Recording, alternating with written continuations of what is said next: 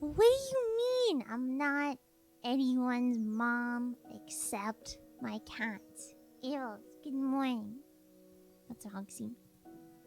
Hello? Hello says hello. No, what you doing on the desk? No, I don't sit on the keyboard. Hi. Hello, cat. Do you want a kiss? Do you... Oh, we don't end the stream. That'd be awkward. Hello? I just got a tattoo in my mouth. Hello? Hello? Hello? Good morning. Good afternoon. Good evening. Many hellos, everyone. Many hellos to all my trios. Hello, Ninja Senpai. Hello, Kiana. Hello, Devon. Hello, Yui. Not saying hi to JMO because JMO called me his mom. You gonna stay long? You gonna see when I try to catch the Genshin live stream? All good. All good. Definitely. Definitely don't stay too long. Make sure to get some good rest so you can see what the future looks like for Genshin. Can we something closer to the tail? Yes, absolutely. I'm glad it wasn't that. But I'm pretty sure I could move my face out of the way at least. I'd move my face out of the way of a thing that's going back and forth.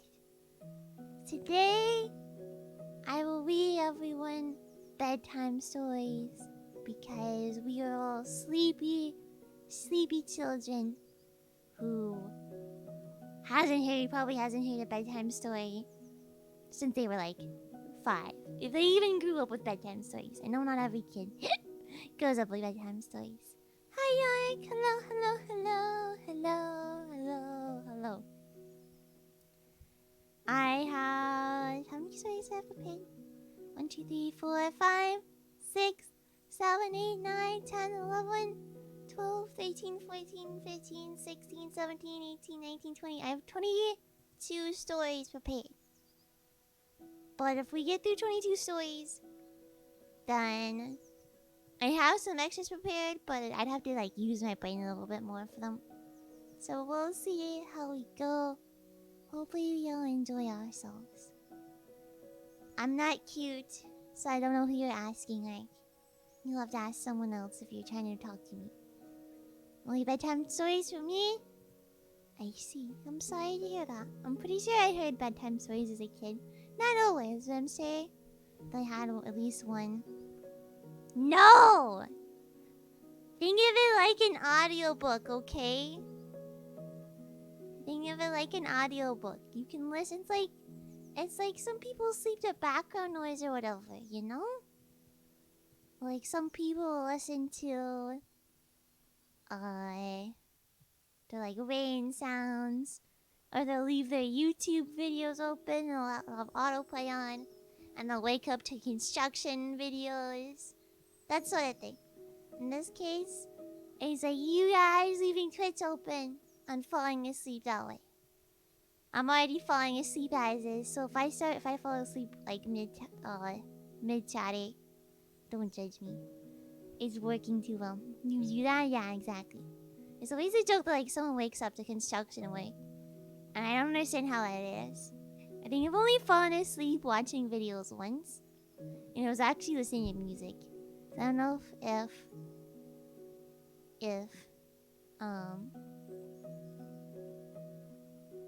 my brain stopped. But I think it's different than listening to like watching like actual videos. Here the Genshin stream at this time, it's at 8 AM East. Because they want us to at the same time as China's live stream. It was normally 12 PM. Was it? Like the one a couple times that I've been at, I thought they were earlier. Maybe I'm thinking of something else, but I thought that some of the Genshin streams were... The Genshin live streams were earlier than 12 PM. But I'm not surprised they want to do it at the same time as China's live stream, because they probably want to get their own viewers up. Because if they don't stream at the same time, then no one will only some people will still watch, but some people will skip out because they'll be impatient and they don't want to see the new information already. So they're like, yeah, let's move on. Either way, I understand. Make sure you get some good rest. And be able to see the live stream. Feel free to rest whenever you get sleepy, okay? Okay. Are you guys ready for the first story? I think you have it open. Yeah, I do. I don't, to be honest,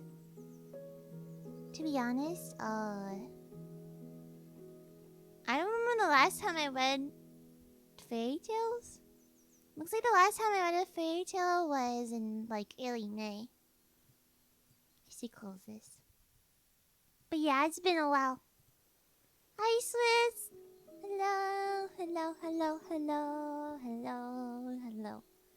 Am I feeling now that the power is back on? Life's pretty normal again. Not good, not bad. It's just like, yep, the power is back on. Things can get back to normal.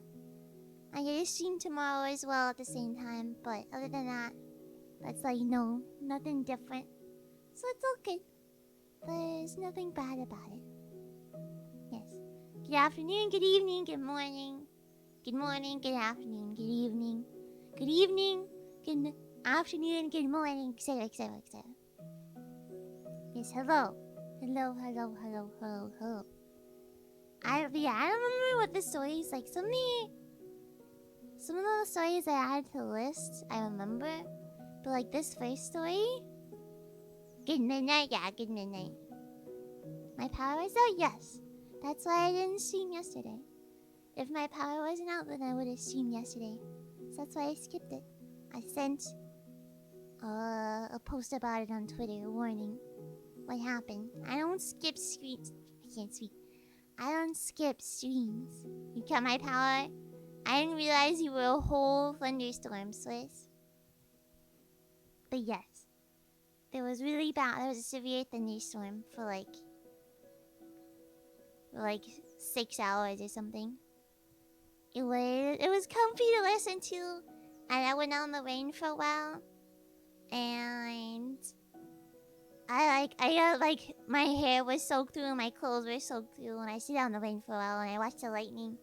It was really cool, and both physically and both literally and metaphorically it was cool. But I could have lived without not having power for 6 hours. You use Twitter? We can use this as a note for you? I understand. Twitter can be really weird, so I don't blame you for not using it. You ever hear stories about me from my neighbors? My neighbors, think I'm really weird. My neighbors think I'm weird, standing out in the rain. I was like the only person standing out in the thunderstorm. I was texting my family about it, and I was like, yeah, I'm standing on, like, so, to explain a little bit. I live right next to a river, and next to the river is a gate, but, there's a gate that surrounds the entire river, so, like, the people can't fall in.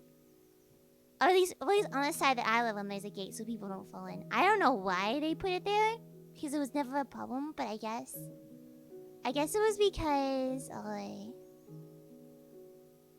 I guess it's because, like, there are a lot of runners that go down this trail.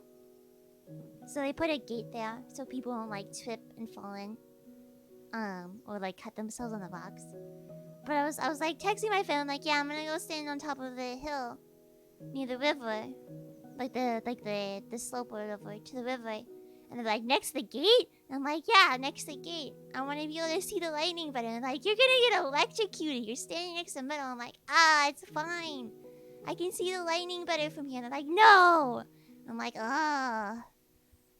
So yeah. Yeah. Hi, I know. Hello, hello, hello, hello, hello.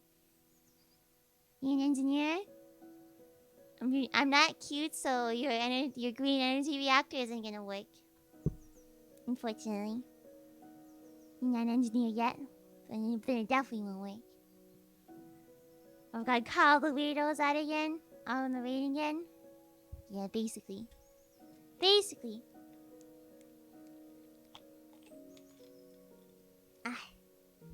I'm testing Zeus's patience.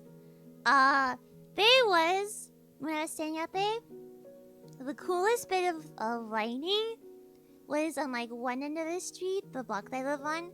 There was lightning and it like zapped back and forth in like a Z formation. And I was like, and then like it ended right above my head. And I was like, whoa. And then I was like, huh, I wonder if I stand here so I'll get electrocuted. But as far as I was out there was no lightning that like struck even like this side of where I live. The side of the river. So I don't think anything would have happened, but I guess better safe than sorry. Cadence, go back. Cadence? Who the heck is Cadence? Go back to cooking your dinner? Whose wife is named Cadence? Swiss, are you married to someone named Cadence? Because that's a sad name. Then your shark starts rocking? Well, as far as I'm aware, I haven't been hit by lightning. She can dance? No, apparently she can cook. Dancing isn't her skill set. Cooking is her skill set. She's gotta go and make a sandwich or whatever. But I get shocked and by lighting? How do I get shocked by lightning, Swiss? I know if you get shocked by lightning, you get superpowers. But I don't know how you can get shocked by lighting. I guess it could be really bright, like shockingly bright. I had Zeus give you a baby. Listen, I don't want to be one of the like hundreds of women that Zeus has stuck his dick into and then gotten pregnant. No thanks. I can live without that. She can dance if she wants to. She can leave her friends behind. Lightning? Oh, sorry, yeah. I don't think I'm limited edition. I didn't mean to ignore the comment, but I don't think I'm limited edition. I'm definitely weird. As you can see by the Sylvia on the top of my head, I'm definitely weird. But that's kind of like a given at this point. I feel like if you don't think that I'm weird, then you're probably just as weird as I am. But there's nothing wrong with being weird because something weird is appealing and stuff, right? But yes. I don't want to get knocked up by an eagle, whatever form Zeus takes. Yeah, no thanks. I don't want to have little bird chicks. No thanks, that's weird. You know you're weird? Yeah, that's okay. We're all weird here. You have to be weird to like me. So 7 of you are weird. And there's no doubt about that. All 7 of you are weird. What are you talking about, Like, I'm very confused. You totally normal? We're all the crazy ones, Swiss? You may actually be weirder than I am. Do you guys want to hear stories or not? The trios want a story or do they want to just chat?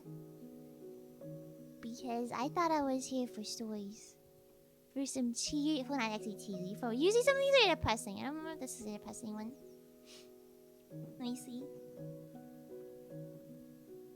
Oh yeah, this was like a spooky one. It wasn't spooky, but some weird one to tug. We all know what it means now. Should I be concerned? Story 10, please. Okay, let me blink a little bit. So I try to get some more brain power. Hopefully, I'm gonna actually laugh if I fall asleep on the spot. Eric, yeah. I don't have the edit label right now, but hydrate? Sorry.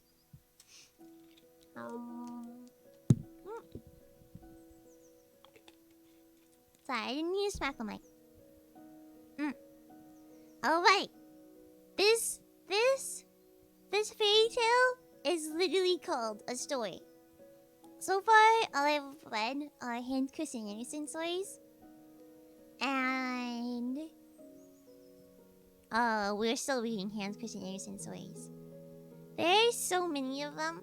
It's literally just called a story. Like I can't even like argue that it's just a story. Devon, you're still wrong. I feel like... So this story is about... What is this story about? It's been so long. I don't remember. We're just gonna read it and we'll see how it goes. He wrote so many stories, he saw many of titles. Actually, this was relatively early on in his... This was relatively early on in his story career. In chronological order. There's no way. Wait a second. I don't think Hans Christian Andersen lived that long. What the heck? Because I think these stories are all listed from Visual Anderson Illustrators. Danish artist chosen by Anderson to illustrate the collected Danish editions of his tales. Like 10 years and then... Oh! Okay, so these were when these were... Okay, I was gonna say that somehow he had written stories for 110 years. And I was like, there's no way Hans Christian Andersen lived to be 110. Right? Right? As far as I'm aware, he didn't live that long. Maybe he's immortal and he just faked his death or something. But it says here that he only lived 70 years, so...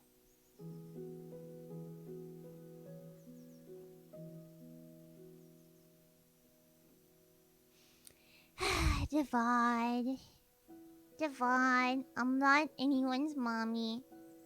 I'm no one's mommy. I'm just a story reader. But yes, I'll put you all to sleep. Maybe even forcefully at this rate. I'm not your mom, okay? I'm no one's mom. Yeah, I don't know what the story is at all, and my brain can't even like be bothered skimming through words right now. So we're just gonna read. It's called The Story. It was published in 1851.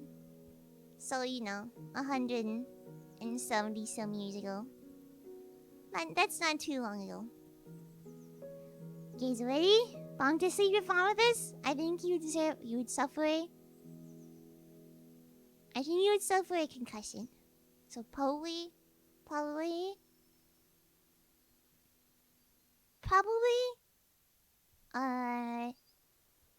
don't get Bong to sleep. Anyways, I will read the first story. I probably will not read chat during the story. So, you have all been warned. Unless someone leaves, then I'll probably narrate myself. But, anyways, a story by Hans Christian Andersen, 1851. In the garden, all the apple trees were in bloom. They hastened to bring forth flowers before they got green leaves.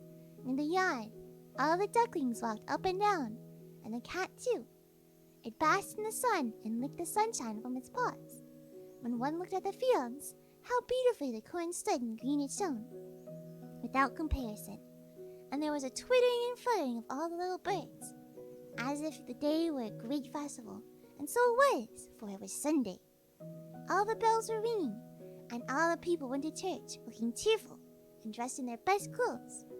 There was a look of cheerfulness on everything. The day was so warm and beautiful that one might have said, God's kindness to us men is beyond all limits.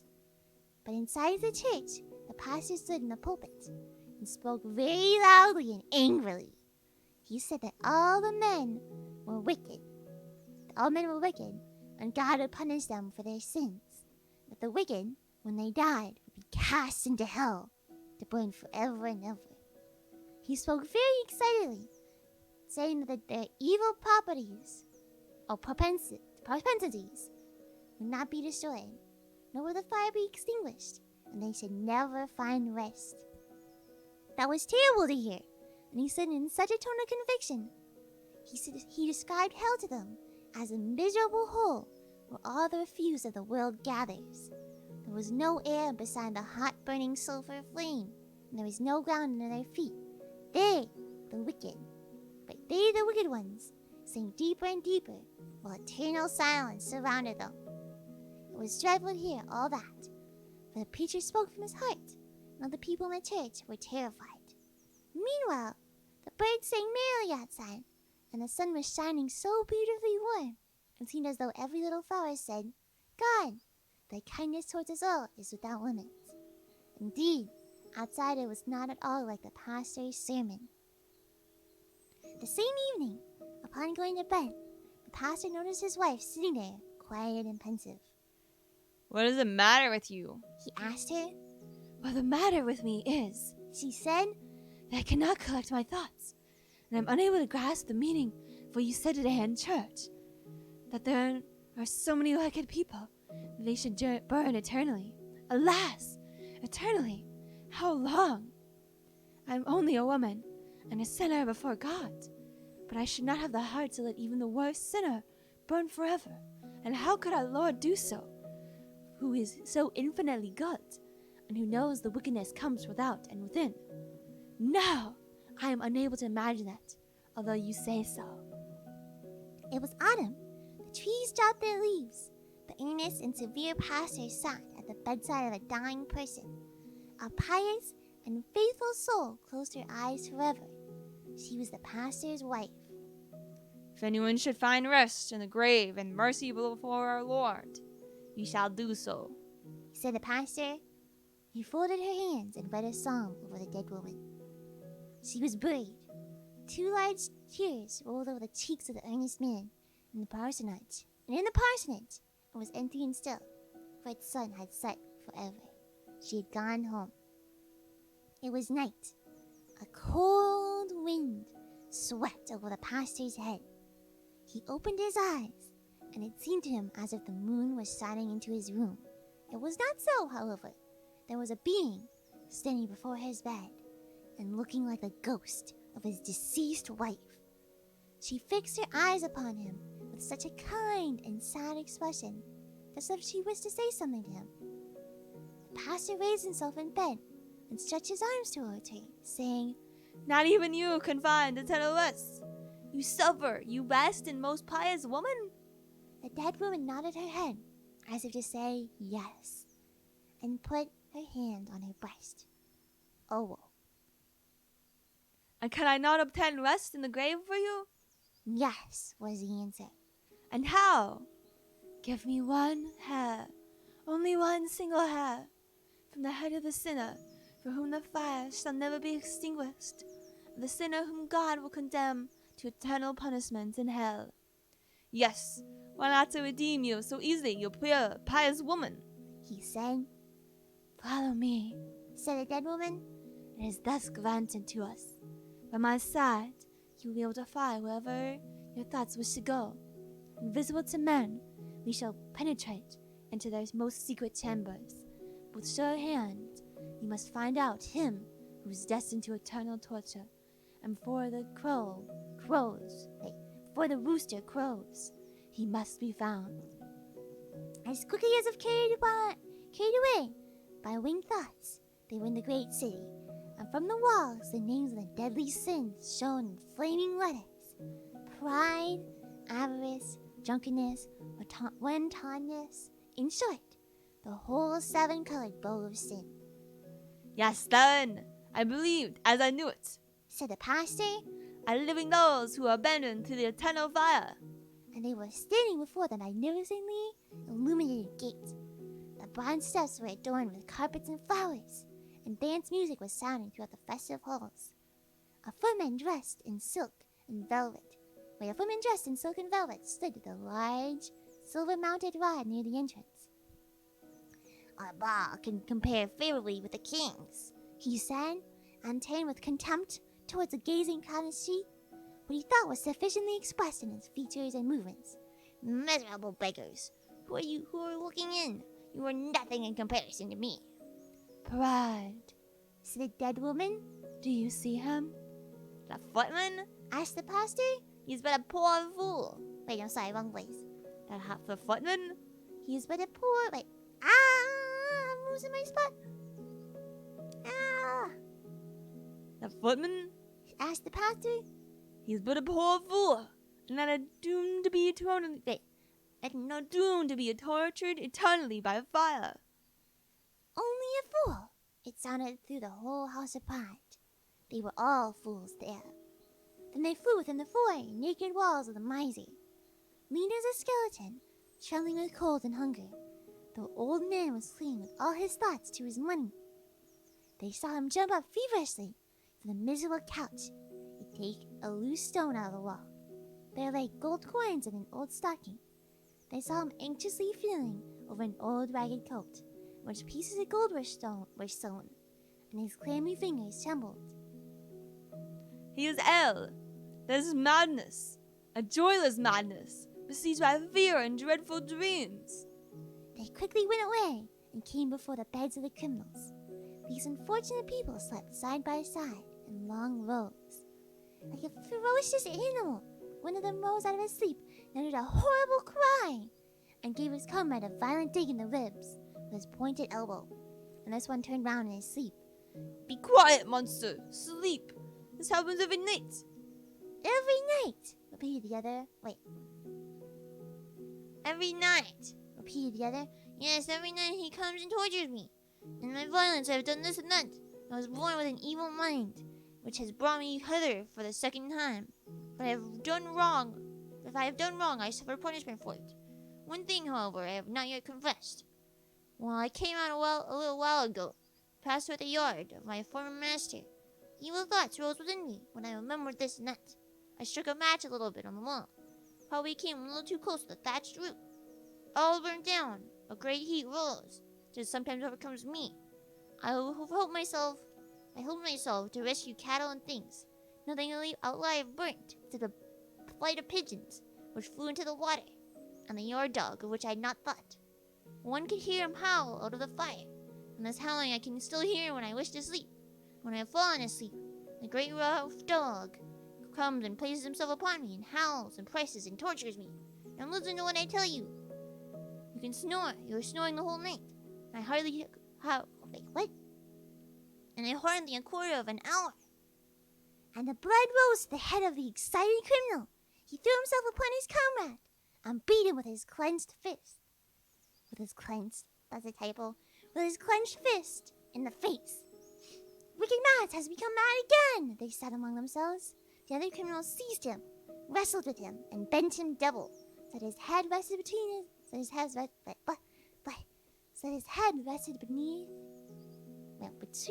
knees, and they tied him, so the blood almost came out of his eyes and all of his pores. You're killing the unfortunate man, said the pastor, and he stretched out his hand to protect him, who had already suffered too much. And then the scene changed. They flew through rich halls and wretched hovels, when Tonders and Envy, all their sins, passed before them. An angel of justice read their crimes in their defense. The latter was not a brilliant one, but it was read before God, who reads the heart, who knows everything, the wickedness that comes from within and from without, whose mercy and love personified. The pastor's hand trembled. He dared not stretch it out. He did not venture to pull a hair out of the sinner's head.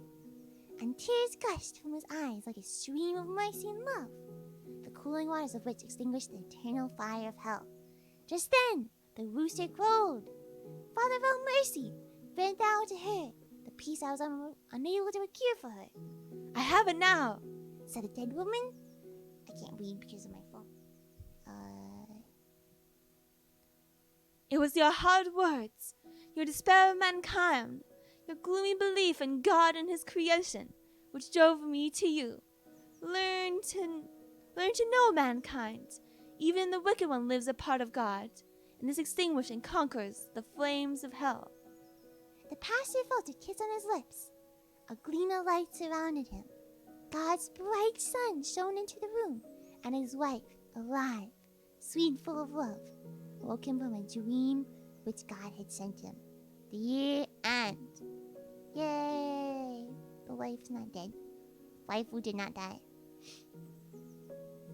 Let me read that now. I'm not anyone's mommy. You just want to be my son. Listen, I'm no one's mom here. Do I sound like a mom? I don't think I sound like a mom. Who will be Kanna's mom? What? What? Kanna? Oh, Kanna will be everyone's mom? I didn't realize Kanna will be everyone's mom. Sorry, Kanna. You're just gonna have to be mom now. Listen, you can't say anything about me. Don't.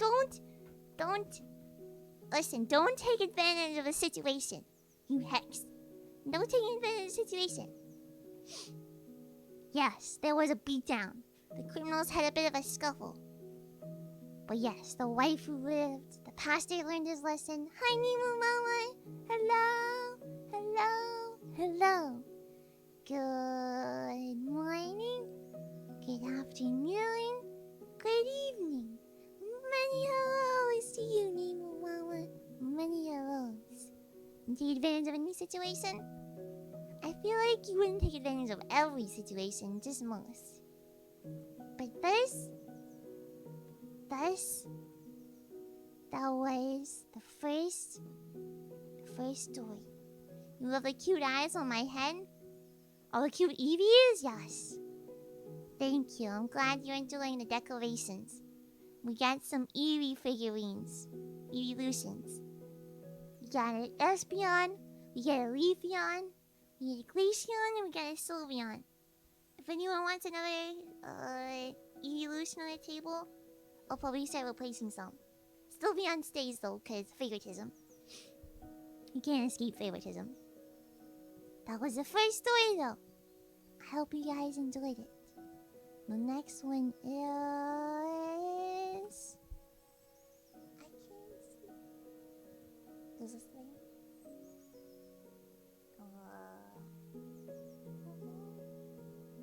The next one is... The Puppet Showman. Sorry that's sticking out of the screen. Yes, the next one is a Puppet Showman. I actually remember how this one goes. I remember it pretty well, surprisingly. I won't spoil anything, but I remember decently how it goes. But basically, it's about a man who wishes his creations would come to life. And they do. To be fair, they do come to life. But it comes at a price, basically. So it backfires on him. It backfires on him pretty hard. You guys ready? I read fairy tales from time to time? Whenever people ask. Kind of. Sometimes. Hi, cats! Hello, hello, hello, hello, hello, hello. But yes, sometimes, I read fairy tales to everyone. So that way people can have a good rest. I actually slept well today. I went to sleep at like 12 or 12:30. And then I finally woke up at like 8. So I get a nice, solid, long amount of rest. It was really good. Felt good. Feels good.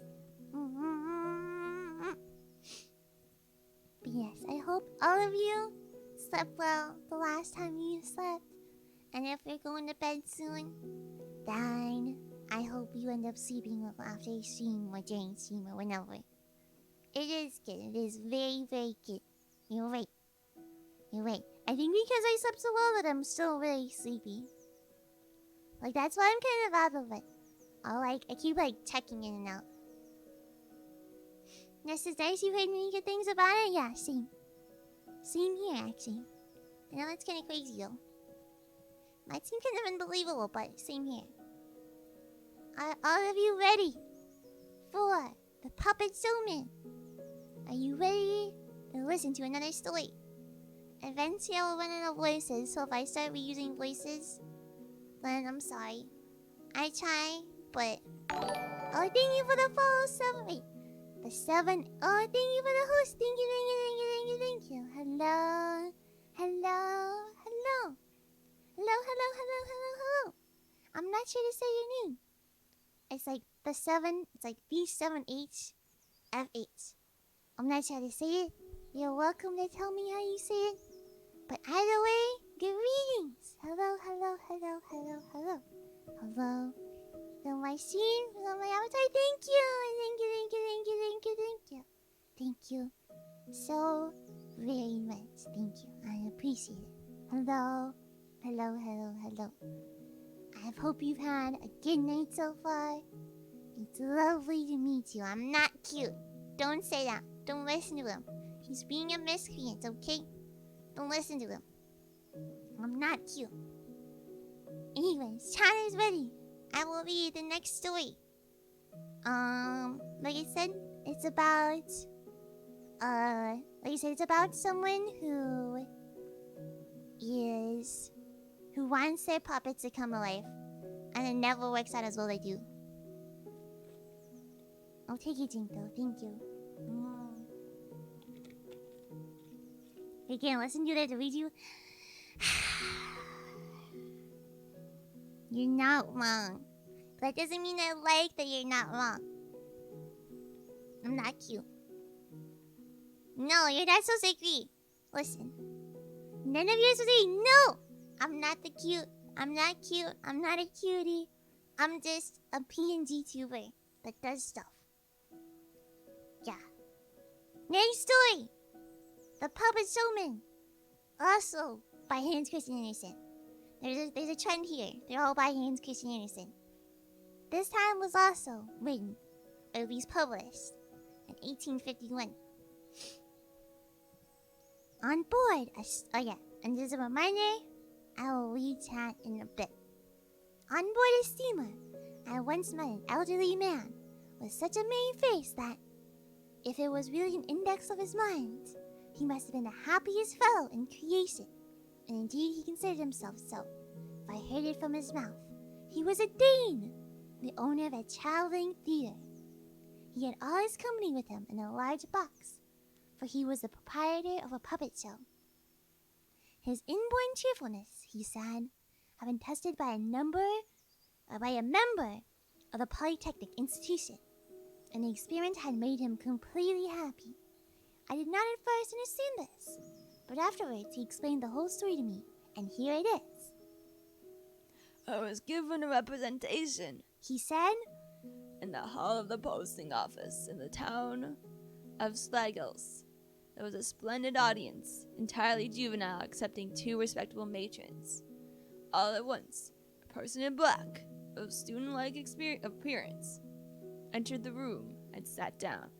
He laughed aloud at the telling points, and applauded quite at the proper time. This was a very unusual spectator for me, and I felt anxious to know who he was. I heard that a member of the Polytechnic Institution in Copenhagen had been sent out to lecture the people in the provinces. Punctually at 8 o'clock, my performance closed, for children must go to bed early, and a manager must also consult the convenience of the public. Is this still I'm talking? Looks like it is. At night, at 9 o'clock, the lecturer commenced his lecture and his experiments, and then I formed part of his audience. It was wonderful both to hear and to see. The greater part of it was beyond my comprehension, but it led me to think that if we men can acquire so much, we must surely be intended to last longer than the little span which only extends to the time when we are hidden away under the earth. I feel like you need to echo again. His experiments were quite miracles on a small scale, and the explanations flowed as naturally as water from his lips. At the time of Moses and the prophets, such a man would have been placed among the sages of the land. In the Middle Ages, they would have burnt him on the stake. All night long I could not sleep, and the next evening when I gave another performance, and the lecturer was present, I was in one of my best moods. I once heard of an actor who, when he had to act the part of a lover, always thought of one particular lady in his audience. He only played for her, and forgot all the rest of the house. Now the Polytechnic lecturer was my only auditor, for whom alone I played. When the performance was over, and the puppets removed the curtain, the Polytechnic lecturer invited me to his room to take a glass of wine. He talked of my comedies, and I of his science. I believe you're both equally pleased, but I had the best of it. There was so much in which he did that I did not understand, and that he could not explain to me. For instance, why was a piece of iron which is rubbed on a cylinder? Wait, what? For instance, why a piece of iron which is rubbed on a cylinder should become magnetic. How does this happen? The magnetic sparks come to it, but how? It is the same with each people in the world. They are rubbed about on the spherical globe till the electric spark comes upon them. And we have a Napoleon, or a Luther, or some of the kind. The whole world is but a series of miracles. Said the lecturer. We are so accustomed to them that we call them everyday matters. And then he went on explaining. Wait. And then he went on explaining things to me, till my skull seemed to lift from my brain. I declared that were I not such an old fellow, I would at once become a member of the Polytechnic institution, that I might learn to look at the bright side of everything, that I was one of the happiest men. Wait. Is the lecturer young? I shouldn't give him a weird voice. Of student-like appearance. Well, I'm gonna still give him the same voice, but oh well. Old men can still be students as well, so it's fine. One of the happiest. So the lecturer, as if the idea pleased him, Are you really that happy? Yes, I replied, I replied, for I am welcomed in every town, and I arrive with my company, but I certainly have one wish, which sometimes weighs upon my cheerful temper like a mountain of lead. I should like to become the manager of a real theater, and the director of a real troupe of men and women. I understand, he said. but you would like to have life breathed into your puppets. They might be real living actors, and you their director, and you would then be quite happy? I said I believed so, but he did not, and we talked over it in all manners of ways. He could not agree on the subject. However, the wine was excellent, and we clanked our glasses together as we drank. There must have been some magic in it. I should most certainly become tipsy, but that did not happen. My mind seemed quite clear, and indeed a kind of sunshine filled the room, and beamed from the eyes of the Polytechnic lecturer. It made me think of the old stories when the gods, in their mortal youth, wandered upon this earth, and paid visits to mankind. I said so to him, and he smiled. I could have sworn that he was one of those ancient deities in disguise, or at all events, that he belonged to a race of the gods. The results seemed to prove I was right in my suspicions, for it was arranged that my highest wish should be granted, that my puppets were gifted with life, that I was the manager of a real company. We drank to my success, and clanked our glasses. Then he packed all my dolls into the box, and fastened it on my back, and I felt as if I were spinning round in a circle. Presently found myself lying on the floor. I remember that quite well. And the whole company sprang from the box. The spirit had come upon us all. The puppets had become distinguished actors. At least they said so themselves, and I was their director. When all was ready for the first representation, the whole company requested permission to speak to me before appearing in public. The dancing lady said that the house could not be supported unless she stood on one leg, for she was a great genius, and begged to be treated as such. The lady who acted the part of the queen expected to be treated as a queen off the stage as well as on it, or else she should get out of practice. The man whose duty it was to deliver a letter gave himself as many airs as he who took part of the first lover in the piece. He declared that the inferior parts were as important as the great ones. Thank you for the follow, David. Thank you. Welcome to your welcome. Welcome. Hello. What do I say?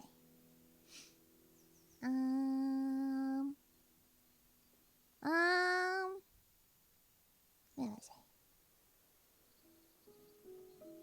And deserving equal consideration as part of the parts of a whole artistic whole. The hero of the piece would only play in a part containing points likely to bring down the applause of the house. The prima donna would only act when the lights were red, for she declared that a blue light did not suit her complexion. It was like a company of flies in a bottle, and I was in the bottle with them, for I was the director. My breath was taken away, my head whirled, and I was as miserable as a man could be. It was quite a novel. Thank you for the follow, soul podcast. Thank you. welcome, welcome, welcome, welcome, welcome. Hello, both of you new cheers. Hello, hello, hello. Hello, hello, hello, hello, hello. I will speak more to you after. I'm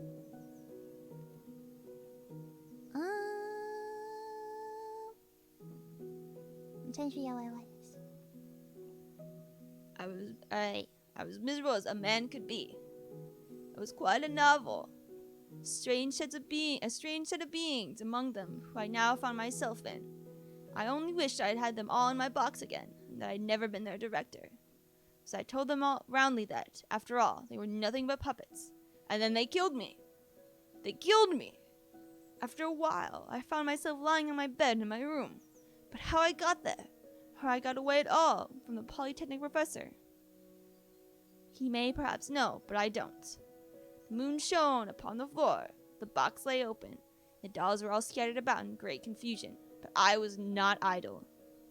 I jumped off the bed, and into the box they all had to go, some on their heads, some on their feet. Yeah. Then I shut the lid, and seated myself upon the box. Now you'll have to say, said I, and I shall be cautious how I wish you flesh and blood again.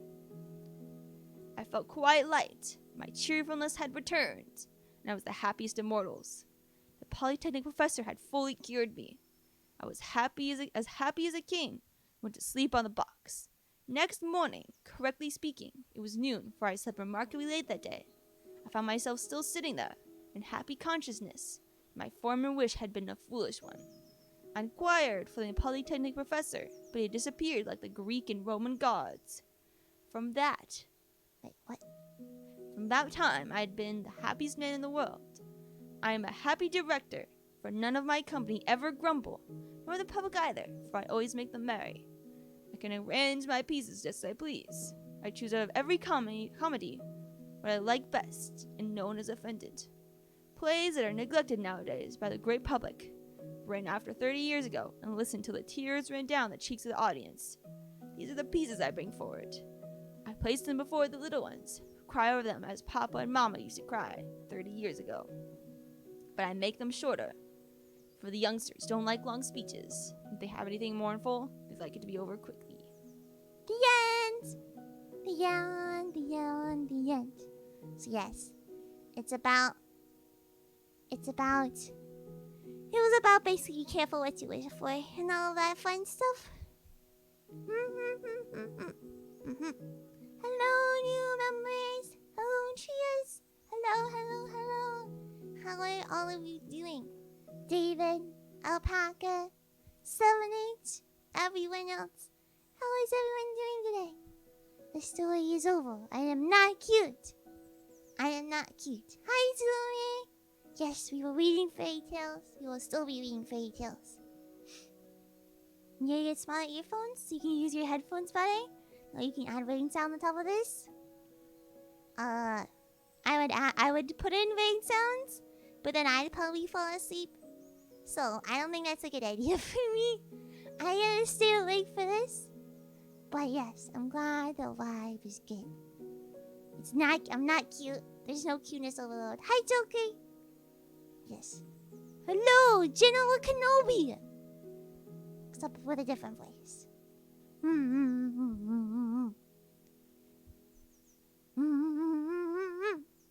But yes, that is.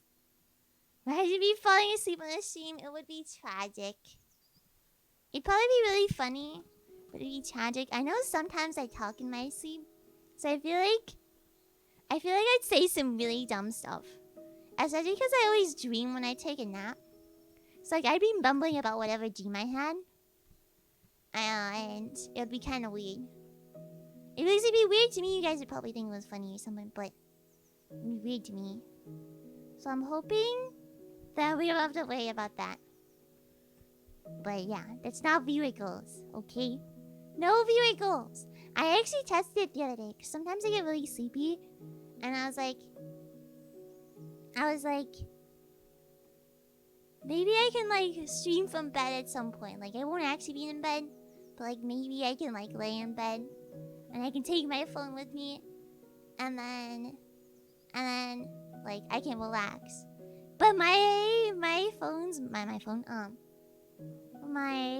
mic is too short. It's like just barely too short to lay in bed. Otherwise, I'd be really comfy. Yep. But yeah, unfortunately, I'm not that lucky, and neither are all of you. Lazy stream, yeah, it'd be a nice, lazy, relaxing stream. I know sometimes you like stream from their bed. Yeah, but maybe that probably won't happen, unfortunately. Yes, it would be nice. It would be really nice. The next story is called The Dumb Book. It is like not even a page long. Mia, hello, Mia. Hello. Mia, how are you doing? Welcome. Kanna has been being lazy.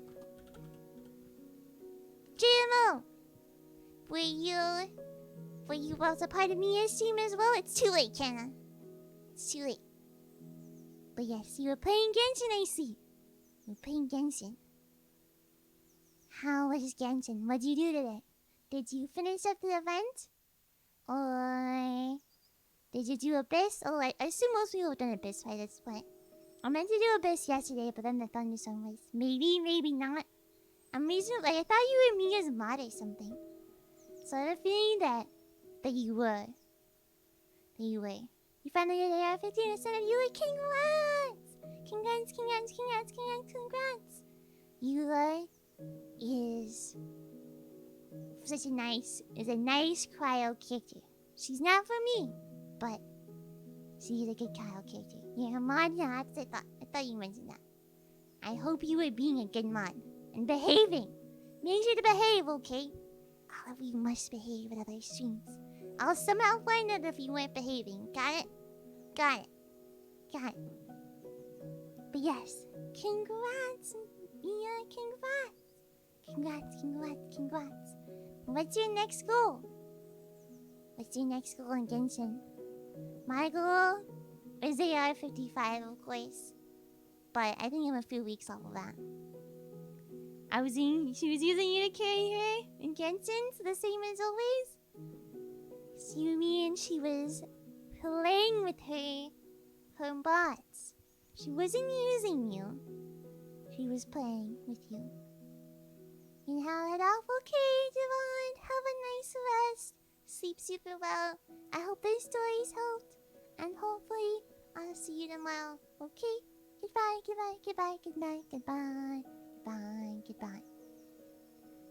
You gonna get yours up in the 90? That should be easy. You should be able to just do a few domains. I'm not saying, if she uses Claymore, I think. I don't know if Claymore, is available right now for, like, if the domain for Claymore is available. I'm not on Genshin right now, so I can't check, but I know yesterday was, not till Sunday, yeah, that's what I thought. Because I know yesterday was Bow, and the previous day before that was, wait. What? I'm so confused. I know, I know it was Catalyst, and then it was Bow, and I don't remember now. I don't know. All I know is that I got Venti's Bow to 90, so now I'm confused. She was building friendship by obligatory Genshin overtasking? That's just called efficiency. Okay? That's efficiency. That means that she knows how to use her resources and use them well. There's nothing wrong with using your resources. That'd be like saying you wouldn't be using your best main DPS. Yeah, it's right. Take your heart back. Did it bore you about not having Ethernet cord? I used to not have an Ethernet cord either. So, I know how that is. I won't bully you for it, JMO. Your milk is not a resource, he's your baby, your first 5-star? Hey, same. Haha, Actually, no, he's not my first 5-star. No, my Venti's my first 5-star. That's cute. That's cute. I didn't realize you treasured milk so much, Demo. You've been using Yanfei into Eula because you're dumb? I don't think that's dumb. I just Eula has her moments where she's useful, and Yanfei has her moments when she's useful. So there's nothing wrong with that. You're not being dumb. They're both good. They both have their moments where they're better than each other. He's been here through thick and thin and you love him for it? Isn't your milk under-geared though? Isn't your milk being under-geared? I swear you mentioned that you need to get him better artifacts. That sounds like neglect. Dodoko Tails makes her nearly equal DPS to Eula with way worse artifacts? You probably just need better artifacts for Eula then. Let me see, I don't remember if Yanfei was like close to Eula in DPS or if it was... or if they were like different. I think Yanfei's a little bit worse than Eula. So I wonder... I feel like there might be like situations that it feels like Yanfei is better, but she's not. And maybe the Yanfei is better because she probably doesn't need a DPS. DPS dodge as much. Hi, Peter. Hello. Hello. Thank you for the follow. Welcome to you. Welcome. You're from Philippines? Welcome. I feel like you're my first Philippines follower. How are you doing? I hope you're doing well. Welcome. Trash Yanfei says apparently better than you thought? Yeah, Yanfei is not bad at all. She's not like mega. She's not like the best DPS ever, but she's still good. Kenna wouldn't abuse your milk? I don't think you would, no. I'm pretty sure Kenna also uses milk. Probably helps that half the time you're using it to melt? Well, yeah. That's probably why your Yanfei feels better. It's probably because she's getting the melt puck off. So... you have an Amos bow? That's impressive. Ganyu is gonna shine then whenever Ganyu comes out. It'll be really, really good. You'll feel super good. I hope that you have a lot of fun on Ganyu. I think a lot of us are waiting for Ganyu to come out. The new cute fire girl? I have no idea who that is, are they? All I know is Ayaka coming out. Ayaka's coming out, and then... I think like Yoi Mia or something like that, whatever her name is. Yeah, Yoi Mia. Yoi Mia is a fire girl? I assume she's been officially introduced. We can talk about it, right? I don't want to look at it without... and like, have it be actual spoilers. Oh yeah, she is cute. She does look pretty cute. She looks pretty cute indeed. The question is if... oh, is that the Denjo kid?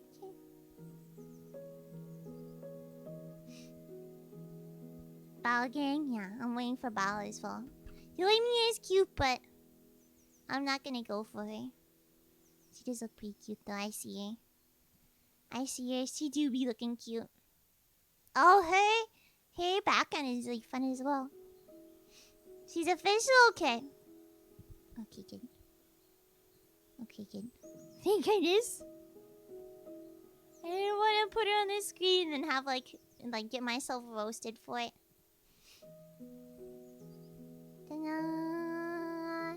Whoa, sorry. There she is. She does look very cute. I don't think I'll go for her though, even if she does look cute. I'll think about it though. Does look cute. You don't want to play Genshin anymore? But it's so good to see Suko from time to time? I understand. Everyone moves on to a different game eventually. You can't play the same thing forever, even if you try, because eventually the game shuts down. So wherever you go, Ark, I hope that you end up having fun. Who's made yes, you'll try? Okay, good luck. Your girlfriend pulled 2 Kazuha and 1 Tenpool? From no Kazuha to C1 Kazuha, that's really lucky. I'm sure there are very, very jealous people out there. I don't even know what it is. What is his Ascension? Not Ascension one. His Constellation one say. He's a CD! And Kazuha Slash reduces this. Actually, that's pretty good, actually. CD decrease, and then Alt. Right? Yeah, and then Alt resets the skill. Burst resets the skill, right? You haven't even played it? You're waiting for Swords but they got lost? You haven't played what? I'm sorry. Yeah. I don't know if Yui Mia will be Amber 2.0. She might be. But, I mean, it depends on if you consider Amber 2.0, just anyone who has Pyro bow. But if she has the same skill set, then, oh, that'd be interesting. That'd be sad, rather. Supposed to do Twitter and the soul was funny? I'm not surprised people are salty about it. I'm not surprised. Apparently Sayu's gonna be a Nemo? You thought it was Denjo? Oh, really? Really? No, Sayu Genshin. An upcoming Nemo character in Genshin Impact. Tragic. She does look like... Wait, is she officially released? If she isn't officially released, I'm gonna sub. Someone say whether or not she is officially released. But yeah, I guess no Dental character yet. If she's a Baron Bunny, you're gonna cry inside. I won't. I'd feel bad. She won't have an exact Baron Bunny. Like, she won't also have a Baron Bunny. But she could have something similar. I doubt it, though. Sorry, it was officially announced. Okay. Okie dokie. Oh, this is gonna be really big, by the way. I'm sorry. You guys are about to disappear near Sayu. Yep.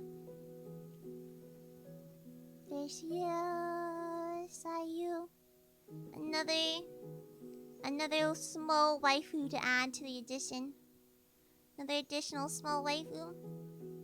Small waifu gang. Small waifu gang. Klee. Chi-Chi. Sayu. Diona. Wait, Klee, Chi-Chi, Sayu, Diona, yeah. Now you can make a full small waifu party. You can run around being smaller than everyone else. Yep.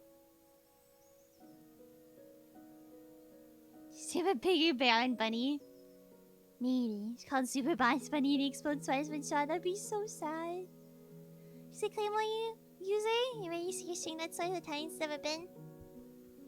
That would be interesting. I always find it hilarious when I see games that have like weapons that are just their size, the character. So like, but like sometimes you have to anyway. It's like imagine like the biggest sword. These are games like WoW have like huge swords are like the size of the character's body. And so like one character will be like 10 feet tall. And the sword is also gonna be like 9 feet tall. But then like, I think like shoving in like a 3 foot tall character. The sword just be poking out, be hilarious. So I get why it's gonna be strong and stuff, but it's very funny. Looks like she's gonna be a raccoon character or something. Let me see. What is she? A raccoon, I assume? Or... No. Blah, blah, blah, blah, blah, blah, blah. Doesn't quite say. Doesn't say. It's me size? No, I'm bigger than that. I'm a little bit bigger than that. It's custom made for them? Of course. Of course. Just wait for that spirit user. What do we have so far? What does Chi-Chi use? I don't have Chi-Chi. I don't know what she uses. I thought Chi-Chi also used a sword or something. But does she use Claymore or does she use regular sword? Chi-Chi uses regular sword, it looks like. Yeah, she uses regular sword. One hand sword. So you have one hand sword? claymore, bow, and catalyst. Yes, we need spear that's left. Yeah, that's all that's left. We need a spear. We need a spear waifu. You see TT with a claymore? Just Photoshop TT with a claymore on your back, okay? And then you can live out your dreams. You could probably also file it, but I don't recommend that. If you have no spears, maybe you'll get lucky soon in Moonlight. Maybe you'll get lucky soon in Moonlight. I hope for your sake. But right now, there's no spirit character coming out yet, so it's fine. Anyways. The next story is called The Dumb Book. I don't actually remember what this story was about at all, even like looking through it. I don't see any like figure about it. But yes, it's just called The Dumb Book. No spirit characters, but fire killers, so it's okay. Jiangning. Don't you just? I feel like I'm pretty sure you just put I don't remember what the spear was called, but it's a craftable spear. So you have that, and I know it like boosts. It's like normal, and charge attacks get boosted, whatever. So you okay with it? The 3-star spear? You mean Black Castle, whatever? Now you need an emo boy. You need Kazuha to come on. I didn't realize Kazuha was an emo boy though. He's considered an emo boy? I didn't realize. In what way is he considered an emo boy? I thought he'd be more like a peaceful boy. He doesn't seem edgy to me. Maybe I'm wrong though. Maybe people consider him emo. You guys should look it up. Is Kazuha emo? Yes, apparently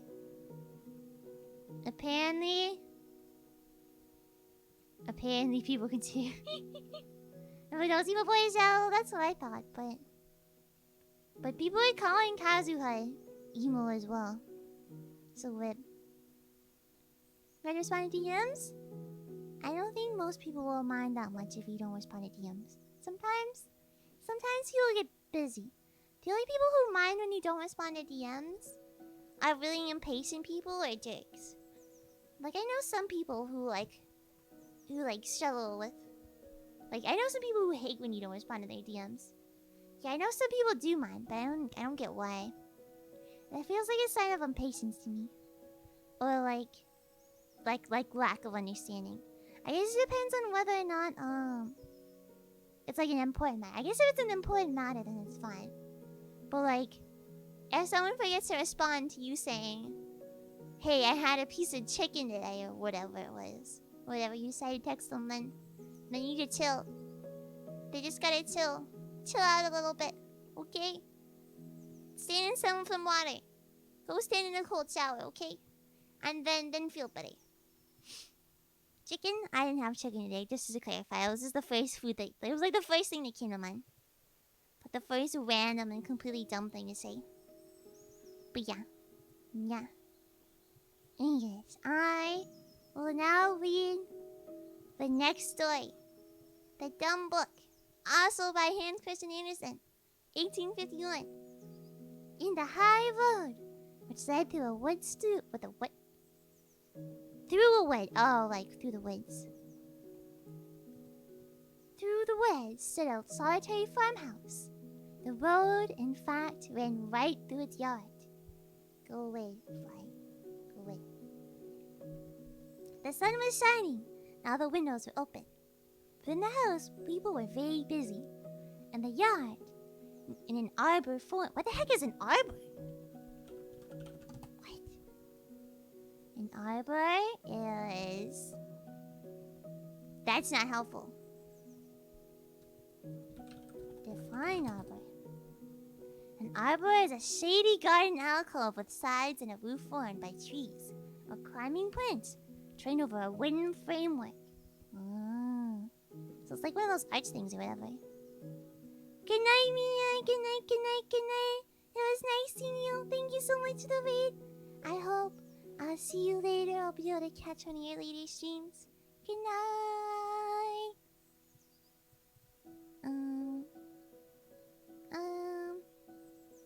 Where was I? I know I was considering. Oh yeah, in an arbor formed by lilac bushes in full bloom, stood an open coffin. Thither they had carried a dead man, who was to be buried that very afternoon. Nobody shed a tear over him. His face was covered over with a white cloth. Under his head they had placed a large, thick book, the leaves of which consisted of folding sheets of blotting paper, and withered flowers lay between them. It was a herbarium, however you want to pronounce it. Do you guys pronounce herb or herb? How do you guys pronounce it? Out of curiosity. This isn't like... Maybe I should do a poll of it.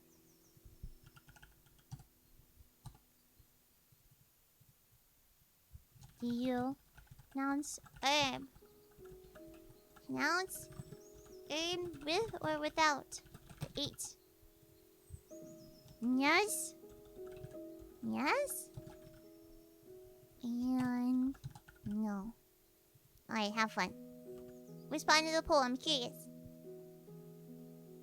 Herbarium, which he had gathered in various places, was to be buried with him, according to his own wish. Every one of the flowers in it was connected with some chapter of his life. Who was the dead man? We asked. The old student was the reply. They say that he was once an energetic young man, that he studied the dead languages, and sang and even composed many songs. Then something had happened to him, and in consequence of this, he gave himself up to drink, body and mind. When at last he ruined his health, they brought him into the country, where someone paid for his board and residence. He was gentle as a child, as long as the sullen mood did not overcome him. But when it came, he was fierce, became as strong as a giant, and ran about in the wood like a chased deer. But when we succeeded in bringing him home, and prevailed upon him to open the book with a dried up plant in it, he would sometimes sit for a whole day looking at this or that plant, while frequently the tears rolled over his cheeks.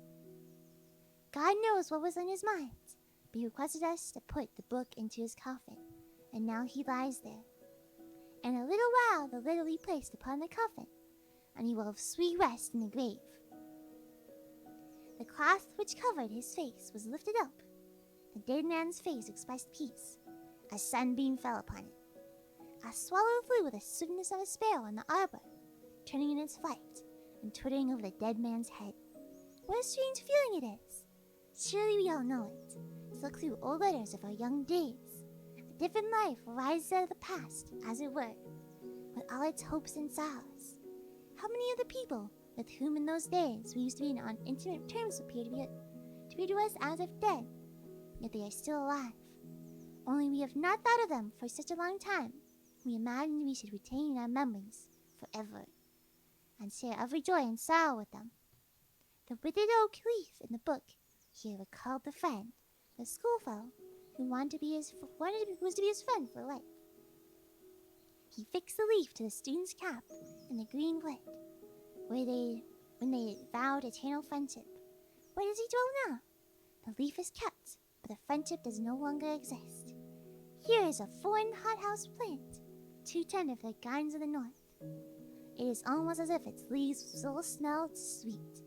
She gave it to him out of her garden, a nobleman's daughter. So it was love. True love. Here is a water lily that he plucked himself and watered with salty tears. A lily of sweet water. And here's a nettle, what may its leaves tell us? What might he have thought when he plucked and kept it? Here's a little snowdrop out of the solitary wood. Here's an evergreen from the flower pot of the tavern, and here's a simple blade of grass. The lilac bends its fresh fragrant flowers over the dead man's head. The swallow passes again. Now the men come with hammer and nails. The lid is placed over the dead man, while his head rests on the dumb book, so long cherished, now and forever. The end. I don't know why the story was called The Dumb Book, but I guess. Oh, sorry. I'll redo the polls and it was confusing. Sorry. I realized why. I realized why that was confusing. It made sense to me, but...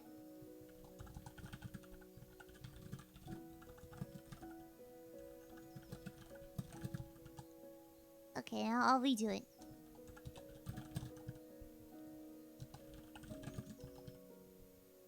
Alright. I fixed it. Sorry. I'm sorry that it was confusing. It's a good thing these don't cost point or whatever. But yeah, I fixed the poll and I did it. So now the answers won't be nearly as confusing. But yes, I don't know where the dumb book is at. I guess it could mean like a different definition of dumb. Like, I like the silent book or whatever. I guess. Cause I guess that's like the I guess it's like the technical definition of dumb is unable or willing to speak or silent. That's how the dumb is really defined as. So maybe it meant the silent book. It's just fancy. It's just fancy for silent. Let me see. Is this readable? Yes, it is. Okay. Yes. I'm so curious. I'm so nosy. I'm very, very nosy. I'm really, really nosy. Where's the list? There's the list. No, not focus. Thank you. Thank you.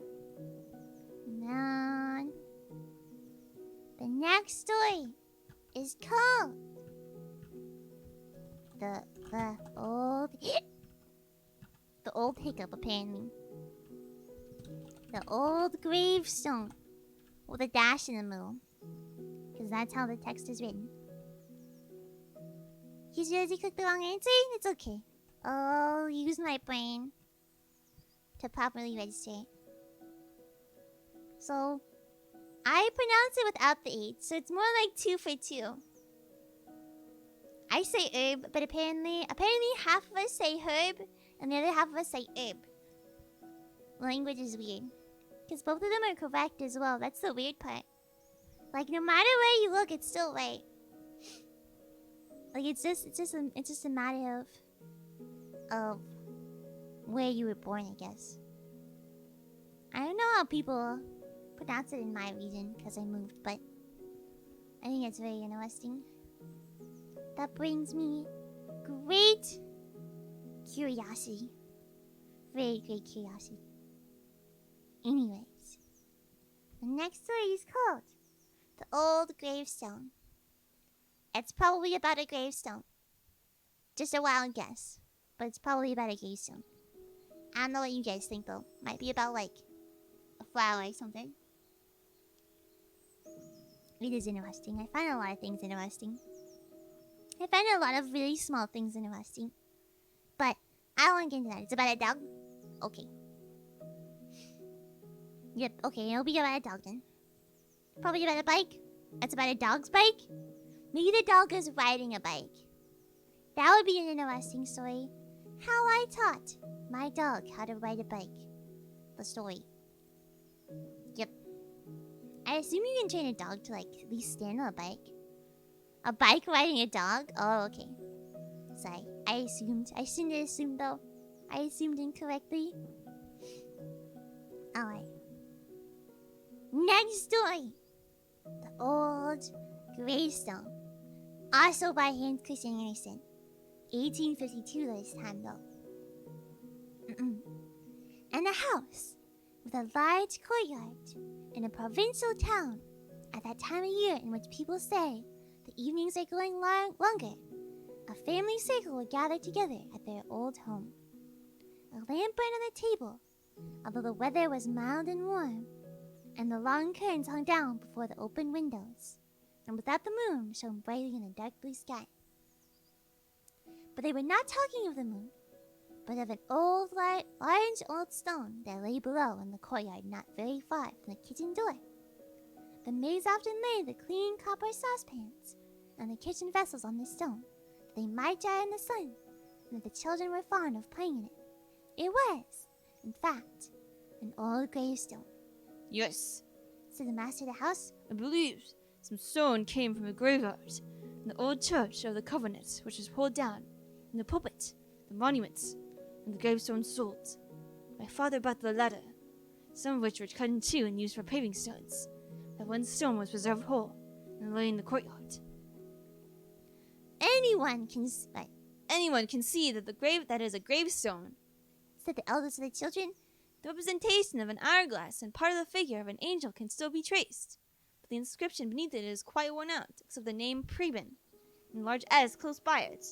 A little farther down, the name of Martha can be easily read, but nothing more, and even that cannot be seen unless it has been raining, or when we have washed ashore. Dear me, how singular! Why, that must be the gravestone of Preben Schwein and his wife. The old man who said this looked old enough to be the grandfather of all present in the room. Yes, He continued. these people were among the last two, and were buried in the churchyard of the Old Covenant. They were very old and Wait, what? They were a very worthy couple. I could still remember them well in the days of my boyhood. Everyone knew them, and they were esteemed by all. They were the oldest residents in the town. People said they were possessed of cutted gold, that they were always plainly dressed, in the coarsest stuff, with a learning of the purest whiteness. Preben and Martha were a fine old couple, when they stood on the bench at the top of these steep stone steps, on their house, with the branches of the linden tree waving above them, not in a gentle, friendly way to passers-by. Really made one feel quite happy. They were very good to the poor. They fed them and clothed them. In their benevolence there were judgment as well, What? there was judgment as well as true Christianity. The old woman died first. I remember quite vividly before my eyes. I was a little boy. I had accompanied my father to the old man's house. Martha had fallen into a deep sleep of death. I feel like my voice film is so lispy. Deep sleep of death. Just as we arrived there, the corpse lay in a bedroom near the one in which we sat. And the old man was in great distress, and weeping like a child. He spoke to my father, and to a few neighbors who were there, of how lonely he should feel now that she were gone, and how true and good she was, his dear wife, had been during the number of years that they had passed through life together, and of how lonely he should feel now that she was gone, and how true and good she, his dear wife, had been during the number of years they had passed through life together. Now they had become acquainted and learned to love each other. I was, as I said, an old boy, and only stood by and listened to what the other said, but filled with a strange emotion to listen to the old man, and to watch how the color rose in his cheeks as he spoke of the days of their courtship, how beautiful she was, and of all the little tricks he'd been guilty of that he might meet her. And he told her his wedding day, and his eyes brightened, and he seemed to be taken back by his words to that joyful time. And yet there she was, lying in the next room, dead. An old woman, and he was an old man, singing of the days of hope, long passed away. Ah, well, so it is. Then I was but a child, and I am old, and old as Preben Schwein was then. Time passes away, and now things change. I can still remember quite well the day in which she was buried. And my old Preben walked close behind the coffin. Is it still the same person? A few years before the time, the little couple had their gravestone prepared, the inscription on their names, but not the date. The evening the stone was taken to the churchyard, laid on the grave. The year later it was taken up, that old Preben might be laid by the side of his wife. They did not leave behind the wealth, left behind them far less than people believed they possessed. But there went to families distantly related to them, of whom till then no one ever heard. The old house was built in wickerwork, and the bench at the top of the steps, under the limb tree, was considered by the royal inspectors too old and too rotten to be left standing. Afterwards, when the same fate befell the Covent Church, the graveyard was destroyed. The gravestone of Preben and Martha, like everything else, was sold to whoever would buy it. So it happened that the stone was not cut in two, as many others had been. But now lies in the courtyard below, a skyline block for the maids, and a playground for the children. Paved street now passes over the resting place of old Preben and his wife. No one thinks of them anymore now. And the old man who's spoken of all this shook his head mournfully, and said, Forgotten, yes. Everything will be forgotten. and then the conversation turned on to other matters. The youngest child in the room, a boy with large, earnest eyes, mounted upon a chair behind the window curtains and looked out into the yard, where the moon was pouring a flood of light on the old gravestone, the stone that had always appeared to him so dull and flat, which now lay there like a great leaf out of a book of history. Although the boy had heard of old Pep and his wife, it seemed clearly defined on the stone, and he gazed upon it, and glanced at the clear, bright moon shining in the pure air. It was as if the light of God's countenance beamed over his beautiful world. Forgotten. Everything will be forgotten. Still echoed throughout the room. In the same moment, an invisible spirit whispered to the heart of the boy, Preserve carefully the seed that has been entrusted to thee, that it may grow and thrive. Guide it well. Through there, my child, shall the obliterated inscription of the old weather-beaten gravestone go forth to future generations in clear golden characters. The old pair shall again wander through the streets, arm in arm, or sit with their fresh, healthy cheeks on the bench under the lime tree, and smile and nod at the poor and rich. The seed of this hour shall ripen in the course of years into a beautiful poem. The beautiful and the good are never forgotten. They live always in the story or in song. Hi, Ryan. Where's Cat Jam? Cat Jam is on a different scene. This scene does not have Cat Jam. This scene has evolutions on it. The evolutions are here to keep us company in this scene. Yep. What is this sleep? I don't know. Sleep just occasionally happens. That music is coming from me? Nope. I mean, that music's coming from me? Yeah, it is. I know I said no. But yes, the music is coming from me. I can make it even louder, but then I get really really noisy. So I try to talk over it. But yeah. We get some nice, soothing background music to help everyone sleep. For once. For once, the music is doing its purpose. But yes, that was it. That was the Old Gravestone. The end. Did my background music just shut itself off? That's awkward. Hello, little fly. Go away. There you go. I don't know why my background music turned off, but it did. It didn't like being talked about, apparently. Does it feel bad? But yes, that was a cute story. I mean, yes, it had some death in it. But at the end of the day, it still wasn't a bad story. It was kind of wholesome. Maybe. Pretty sure that's a no-go. That is a long title with a short story. Tragic cute? Yeah, it was both tragic and cute. But sometimes that's just how it is. Hello, long title. Hello. You sure a mighty one. No, I didn't want you to move.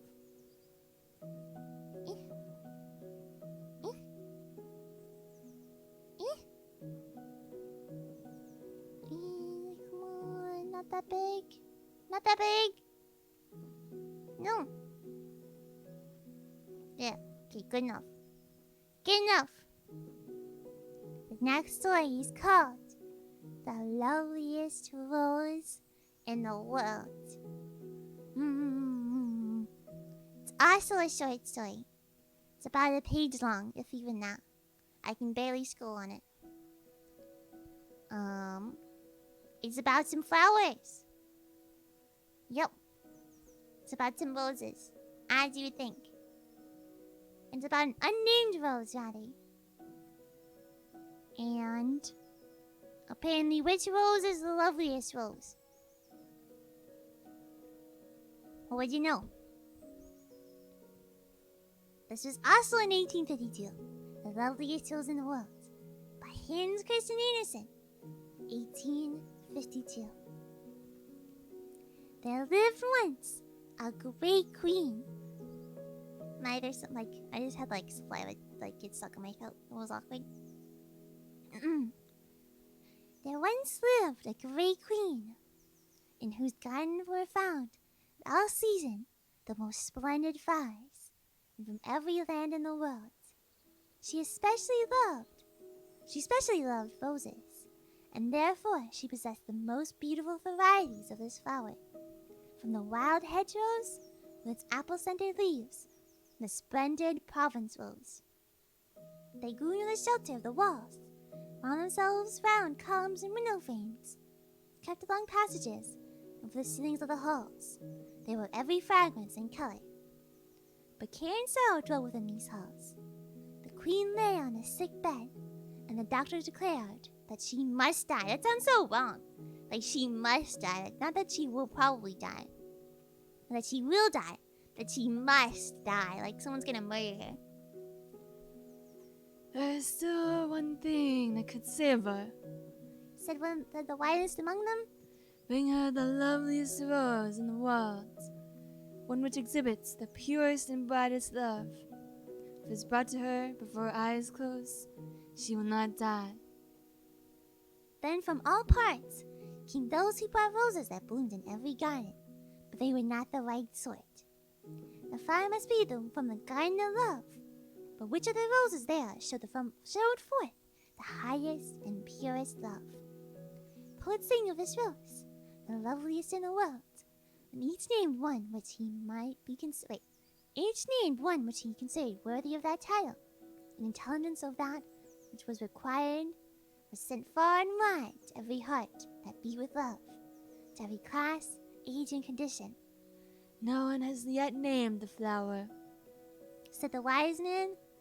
No one has pointed out the spot where it blooms in all its splendor. It is not a rose from the coffin of Romeo and Juliet, from the grave of Walberg, though these roses will live in everlasting song. It is not one of the roses which sprouted forth from the blood-stained fame of Wilkenried. How do you pronounce it? The blood which flows from the breast of the hero who dies for his country is sacred, and his memory is sweet. And no rose can be better than the blood which flows from his veins.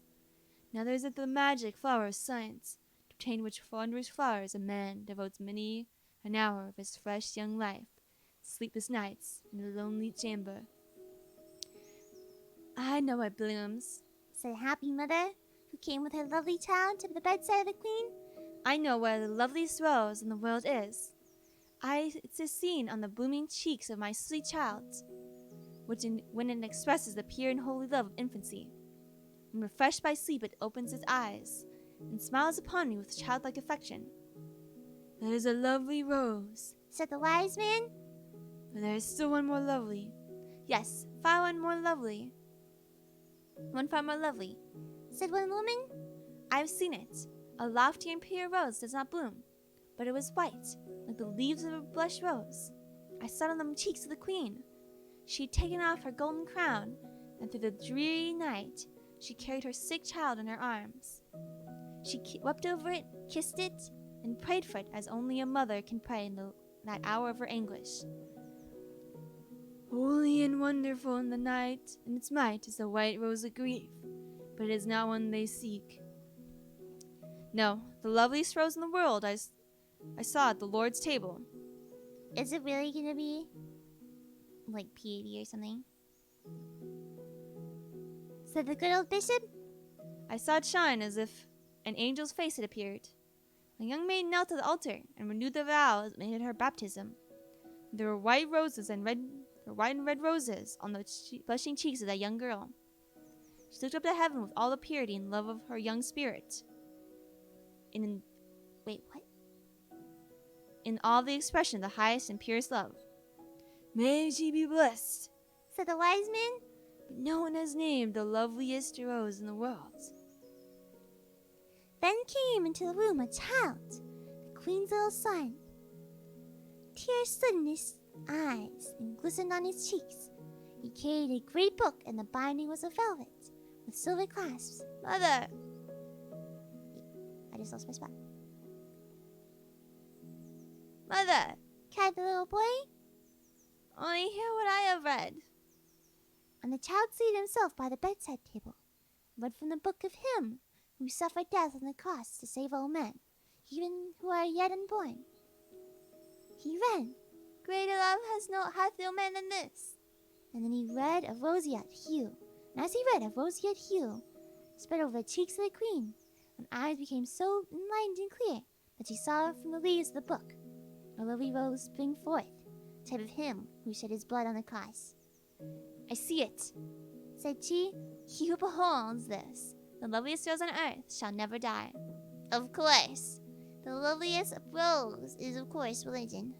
I forget how religious Hans Christian Andersen is. He must have been like a really devout he must be a really devout Christian. I'm curious like his history.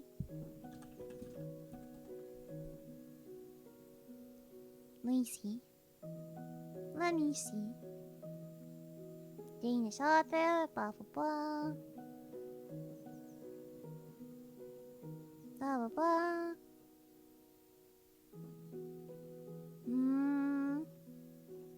Yeah, he was baptized in the church, which is no surprise.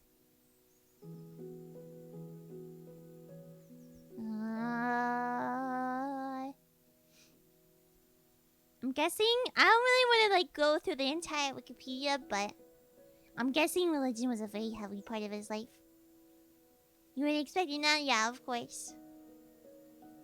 I kind of feel like the longer I read, I was like, oh yeah, it's gonna be religion, isn't it?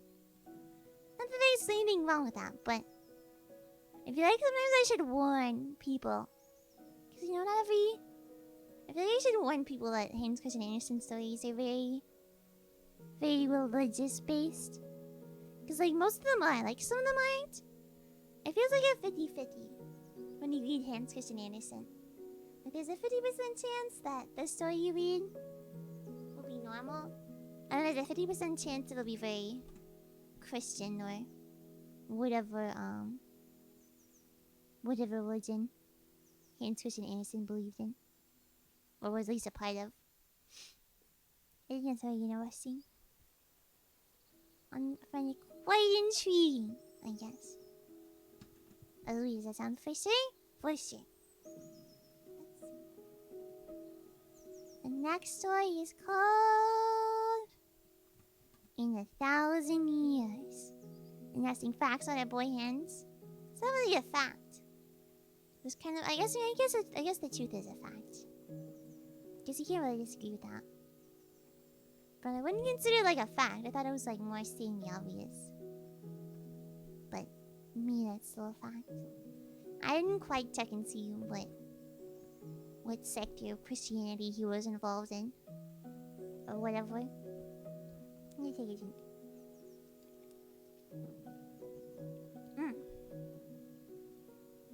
This story is called In 1,000 Years. It is also a one-page story. It just appears to be like a comparison of all the things that have happened over the years, like a listing of events. So it may not be as dramatic or as pulling in. In 1,000 Years by Hans Christian Andersen. Yes, in 1,000 years, people will fly on the wings of steam through the air over the ocean. The young inhabitants of America become visitors of old Europe. They will come over to see the monuments and the great cities, which will then be in ruins, just as we in our time make pilgrimages to the tottering splendors of southern Asia. In 1,000 years they will come.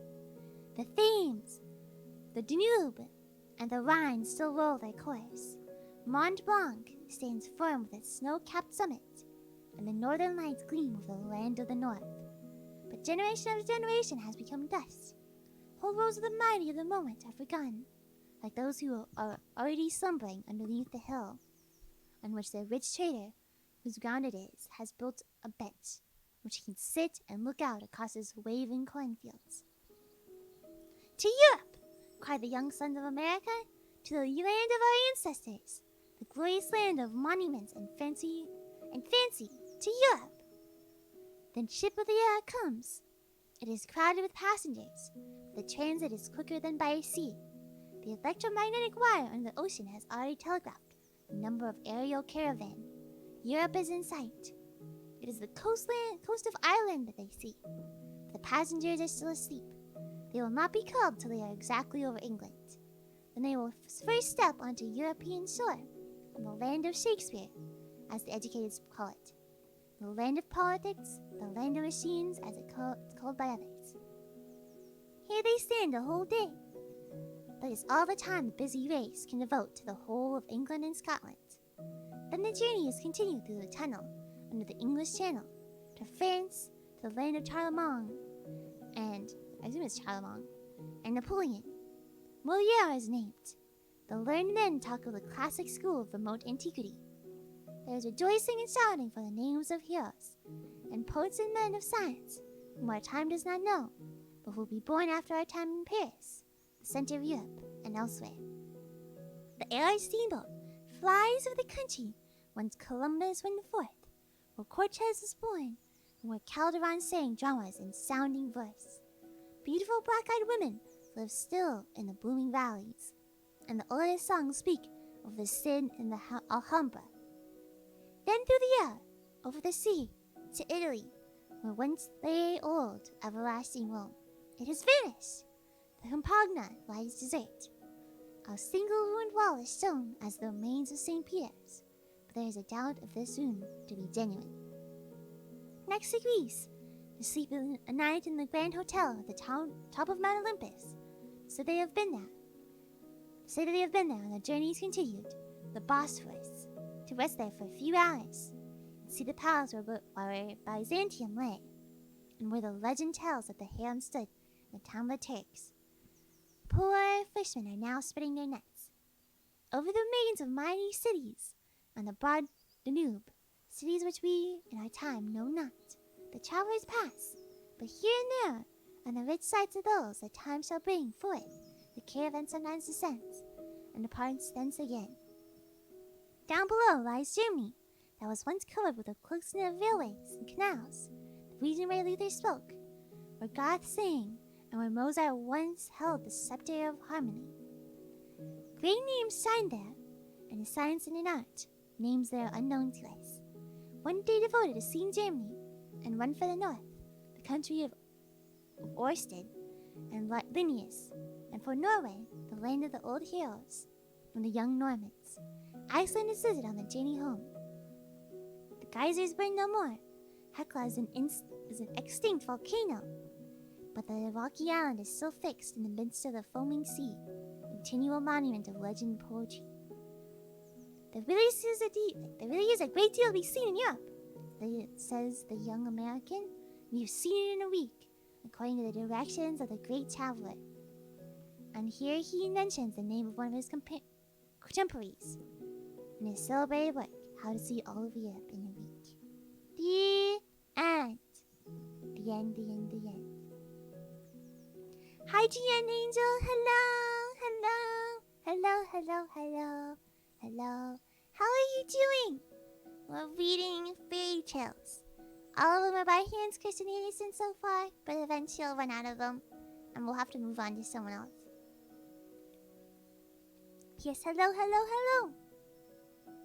You're quite wonderful. I'm really glad to hear that. That is fantastic. I hope you're feeling really, really comfy right now. That's the intent. The intent is to help people get comfy, relax, maybe even get some rest if they've been struggling to do so. All that good stuff. So far we've read 6 stories, including the one that I just read. The next one I'm gonna read is The Swan's Nest, which I haven't actually put on the screen yet. Sorry. The next one is The Swan's Nest.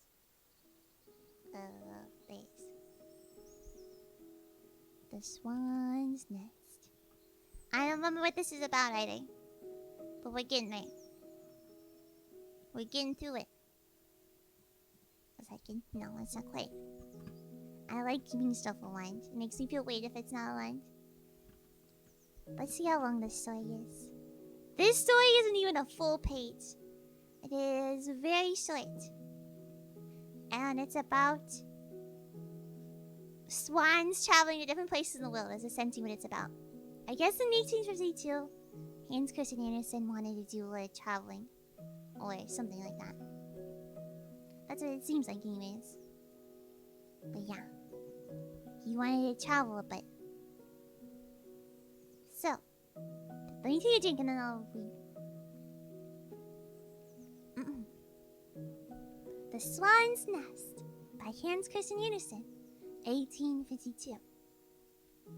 Between the Baltic and the Northern Sea, there lies an old swan's nest, wherein swans are born, and have been born that shall never die. In olden times, a flock of swans flew over the Alps to green plains around Milan, where it was delightful to dwell. This flight of swans men called men called the Lombards. Sometimes there's like a lack of punctuation, it gets me confused. Another flock, with shining plumage and honest eyes, soared southward to Byzantium. The swans established themselves there, close by the emperor's throne, and spread their wings over him as shields to protect him. They received the name of the Varangians. On the coast of France, there sounded a cry of fear. The blood-stained swans that came from the north with fire under their wings. And the people prayed, "Heaven deliver us from the wild Northmen." On the fresh sward of England stood the Danish swan by the open seashore, with the crown of 3 kingdoms on his head. He stretched out his golden scepter over the land. The heathens on the Pomerian Sea coast bent the knee, and the Danish swans came with the banner of the cross, with a drawn sword. That was in the very old times, you say. In later days, 2 mighty swans have been seen to fly from the nest. A light shone far through the air, far over the lands of the earth. The swan, with the strong beatings of his wings, scattered the twilight mists, and the starry sky was seen. And it was as if it came near to the earth. That was the swan Tycho Brahe. Yes then, you say, but in our own days? We have seen swan after swan soar by in glorious flight. One let his pinions glide over the strings of the golden harp, and it resounded through the north. Norway's mountains seemed to rise higher in the sunlight of former days. There was a rustling among the pine trees and the birches. The gods of the north, the heroes and the noblewomen, showed themselves in the dark forest depths. We have seen a third swan spinning the thread of thought that is fastened from country to country round the world, so that the word may fly with lightning speed from land to land. And our Lord loves the old swan's nest between the Baltic and the Northern Sea, and the mighty birds come soaring through the air to destroy it. Even the callow young stand round in a circle on the margin of the nest, and though their breasts may be stuck so their blood flows, they bear it and strike with their wings and their claws. Centuries will pass by. Swans will fly forth for the nest. Men will see them and hear them in the world, before it shall be said in spirit and in truth. This is the last one, the last song from the swan's nest. The end. Yay! So there's a bunch of swans traveling the world, receiving a name, seeing some stuff. All that stuff. All the good stuff. Wasn't a particularly complex story. It's just a relaxing story about where they've been, what they've seen. I can show you the world. I can show you the world. I can't remember the last time, but I've actually seen Aladdin. It's been like so many years. I haven't seen the new Aladdin either. So I can't recall the song. It's just like as I've heard it. my fascinating storytelling. I'm glad you're enjoying it. That's really, really good. That makes me happy. I'm very, very relieved to hear that. We probably have one story left, I think. And then I think I'll be done for the night. I'll probably give my throat a break. Because I feel very dehydrated, unfortunately. And you Aladdin is so mean. That's what I've heard. I've heard that it's kind of interesting. From what I've heard. Not like interesting, but rather like that it's different, I guess. Hi Jay, thank you. Thank you.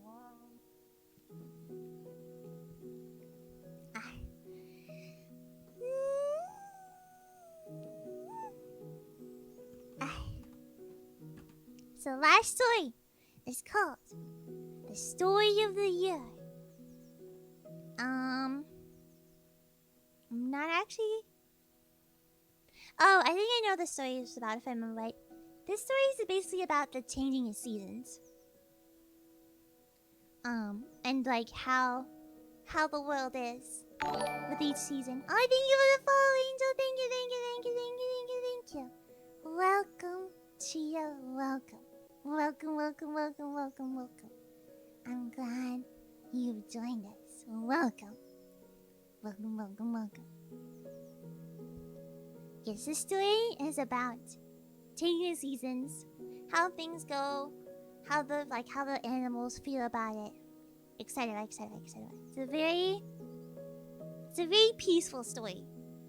It doesn't sound like nothing really bad happens, nothing really exciting. Like, I don't say nothing exciting happens, but it's very relaxing.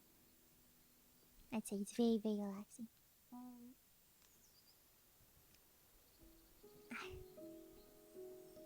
So yes, the last story. Hans Christian Andersen. The Story of the Year by Hans Christian Andersen, 1852. It was near the end of January, and a terrible fall of snow was pelting down and whirling through the streets and the lanes. The windows were plastered with snow on the outside. Snow fell in masses from the roofs. Every one of them seemed in a great hurry. They ran, they flew, fell into each other's arms, holding fast for a moment as long as they could, staying safely. Coaches and horses looked as if they had been frosted with sugar. The footmen stood with their backs against the carriages, so as to turn their faces from the wind. The foot passengers kept within the shelter of the carriages, which could only move slowly in the deep snow. At last, the storm abated, and a narrow path was swept clean in front of the houses.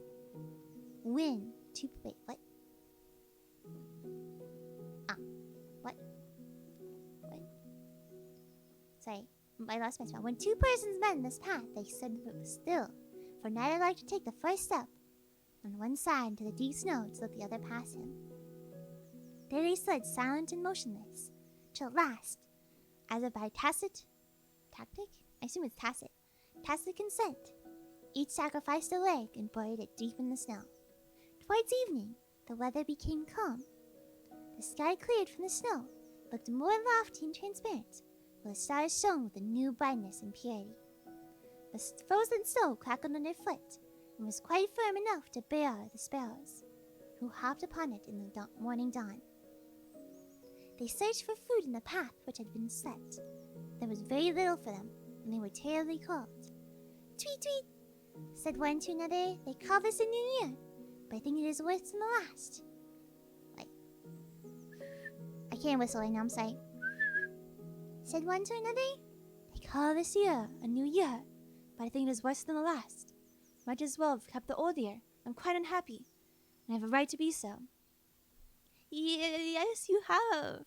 The people ran about and fired guns to usher in the new year." Said the shivering sparrow. They threw things against the door and were quite beside themselves with joy, till the new year had disappeared. I was glad too, for I expected to have some warm days. My hopes have come to nothing. It freezes harder than ever. I think mankind have made a mistake of reckoning time. That they have, said the third. Actually, I'm gonna change the voice. That they have, said the third spell. An old spell with a white pool. They have something called a calendar. It's an invention of their own. Everything must be arranged accordingly to it. But it won't do. When spring comes, then the year begins. It is the voice of nature, and I reckon by that. But when will spring come? Asked the others. It will come when the stork returns, but he is very uncertain. And here in the town, no one knows anything about it. In the country, they have more knowledge. Shall we fly away there and wait? We shall be nearer to spring then, certainly. That may be all and well, said another sparrow, who had been hopping about for a long time, chirping, but not saying anything of consequence. but I found a new comfort here. A few comforts here in the town, which I'm afraid I should miss out in the country. Here in the neighborhood, there lives a family of people who have been so sensible as to place 3 or 4 flower pots against the wall in the courtyard. The openings are all turned inward, and the bottom of each points outward. The latter hole has been cut large enough for me to fly in and out. I and my husband have... Oh wait, it's a chick. I and my husband have built a nest in one of these pots. And all of our young ones, who have now flown away, were brought up there. The people who live there, of course, made the whole arrangement that they might have the pleasure of seeing us, but they now would have done it. It pleased them to also show what comes for us, so we have food and may consider ourselves provided for. So I think my husband and I will stay where we are, although we are not very happy, but we shall stay. We will fly into the country, said the others, to see if spring is coming. And away they flew. In the country it was really winter, a few degrees colder than in the town. The sharp winds blew over the cold, snow-covered fields. The farmer, wrapped in warm clothing, sat in his sleigh and beat his arms across his chest to keep off the cold. The whip lay in his lap. The horses ran till they smoked. The snow crackled. The sparrows hopped about in the wheelruts and shivered, crying, "When will spring come?" It was a very long time in coming. Very long indeed, it sounded over the hill, from the nearest snow-covered hill. It might have been the echo which people heard, or perhaps the words of that old man who sat on the heap of snow. Regardless of wind or weather, he was all in white. He had a peasant's coarse white coat of frieze. Yes, I'm not sure what it is. He had long white hair, a pale face, and large, clear blue eyes. "Who is that man?" asked the sparrows. "I know who he is," said an old raven who sat on the fence and was condescending enough to acknowledge that we were all equal in the sight of heaven, even as little birds. Therefore he talked with the sparrows and gave them enough information they wanted. "I know who the old man is," he said. "It is Winter, the old man of last year. He is not dead yet, as the calendar says, but has gone to the little Prince Bang who is coming. The winter rules here still. Ugh! The cold makes you shiver, little ones, doesn't it?" "There! Did I not tell you so?" said the smallest of sparrows. "That the calendar is only an invention of man, and is not arranged according to nature. They should leave these things to us. We are created so much more clever than they are." 1 week passed, and then another. The forest looked dark. The hard, frozen lake lay like a sheet of lead. The mountains had disappeared, for over the land hung damp, icy mists. Large black crows flew about in silence. It was as if nature slept. At length, a sunbeam glided over the lake, and it shone like burnished silver. But the snow in the fields and the hills did not glitter as before. The white form of Winter sat there still, with unwandering gaze fixed on the south. He did not perceive that the snowy carpet seemed to sink, as it were, to the earth, that here and there a little green patch of grass appeared, that these patches were covered with sparrows. I can't whistle right now, sorry. "Is spring coming at last? Spring!" How the cry resounded over field and meadow, and through the dark brown woods, where the fresh green moss still gleamed on the trunks of the trees. And from the south came the first 2 storks, flying through the air. On the back of each sat a lovely little child, a boy and a girl. They greeted the earth with a kiss, and wherever they placed their feet, white flowers sprung up from beneath the snow. Hand in hand they approached the old iceman. Winter embraced him and clung to his breast. And as they did so, in a moment all 3 were enveloped in a thick, damp mist, dark and heavy, that closed over them like a veil. The wind arose with mighty rustling tone and cleared away the mist. Then the sun shone out warmly. Winter had vanished away, and its beautiful children of spring sat on the throne of the year. "This really is a new year," cried all the sparrows. "Now we shall get our rights, and have some return for what we have suffered in winter." Wherever the two children wanted, green buds burst forth on bush and tree, and the grass grew higher, and the cornfields became lovely and delicate green. The little maiden strewed flowers in her path. She held her apron before her. It was full of flowers. It was as if they sprung into life there. The more she scattered around her, the more flowers did her apron contain. Eagerly she showered the snowy blossoms over apple and peach trees. They stood in full beauty before even their green leaves had burst from the bud. Then the boy and girl clapped their hands, and troops of birds came flying by, no one knew whence from, and they all twittered and chirped, singing, "Spring has come! Spring has come!"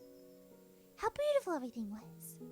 Many an old dame came forth from her door to the sunshine, and shuffled about with great delight, glancing at the golden flowers which glittered everywhere in their fields, as they used to in her young days. The world grew younger again to her, and I lost my spot. As she said, "It is a blessed time out here today." The forest already wore its dress of green of darkening buds. The thyme blossomed in fresh fragrance. Primroses and anemones sprung forth, and violets bloomed in the shade, while every blade of grass was full of strength and sap. Who could resist sitting down on such a beautiful carpet? And then the young children of spring seated themselves, holding each other's hands, and sang and laughed and grew. A gentle rain fell upon them from the sky, but they did not notice it, for the teardrops were their own tears of joy.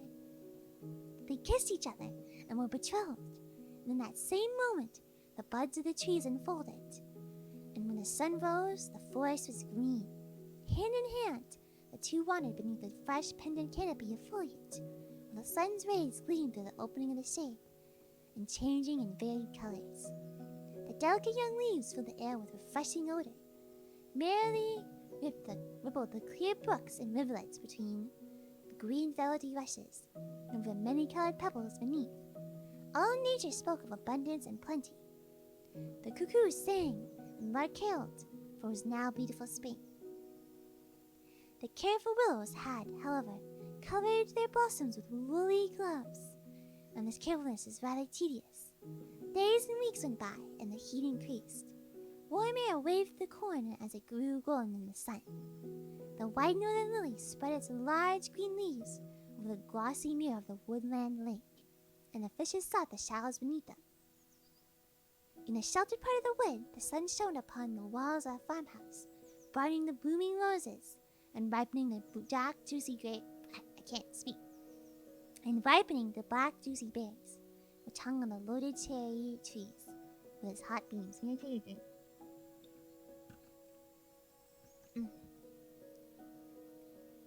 Here sat the lovely wife of summer, the same who we have seen as a child and a bride. Her eyes were fixed on dark gathering clouds, which in wavy outlines of black and indigo were piling themselves up like mountains, higher and higher. They came from every side, always increasing like a rising, rolling sea. Then they slipped towards the forest, where every sound had been silenced as if by magic, every breath hushed, every bird mute. All nature stood still in grave suspense. But in the lanes and the highways, passengers on foot or in carriages were hurrying to find a place to shelter. Then came a flash of lightning, as if the sun had rushed forth from the sky, flaming, burning, all devouring, and darkness returned amid a rolling crash of thunder. The rain poured down in streams. Now there was darkness, then blinding light, now thrilling silence, then deafening din.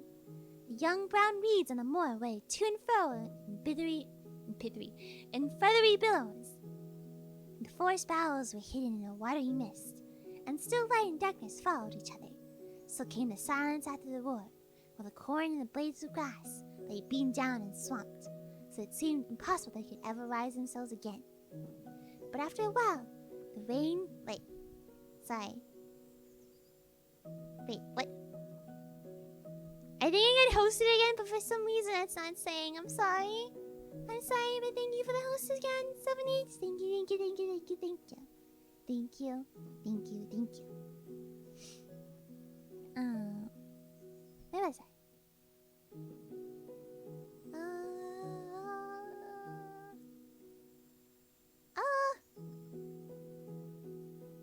But after a while, the rain began to fall gently. The sun's rays pierced the clouds, and the water drops glittered like pearls on leaf and stem. The birds sang, the fishes leaped up to the surface of the water, the gnats danced in the sunshine, and yonder, on a rock by the heaving salt sea, sat Summer himself, a strong man with sturdy limbs and long dripping hair. Strengthened by the cool bath, he sat in the warm sunshine, while all around him renewed nature bloomed strong, luxuriant and beautiful. It was summer, warm, lovely summer. Sweet and pleasant was the fragrance wafted from the clover fields, where the bees swarmed round the ruined tower. The bramble twined itself over the old altar, which was washed by the rain.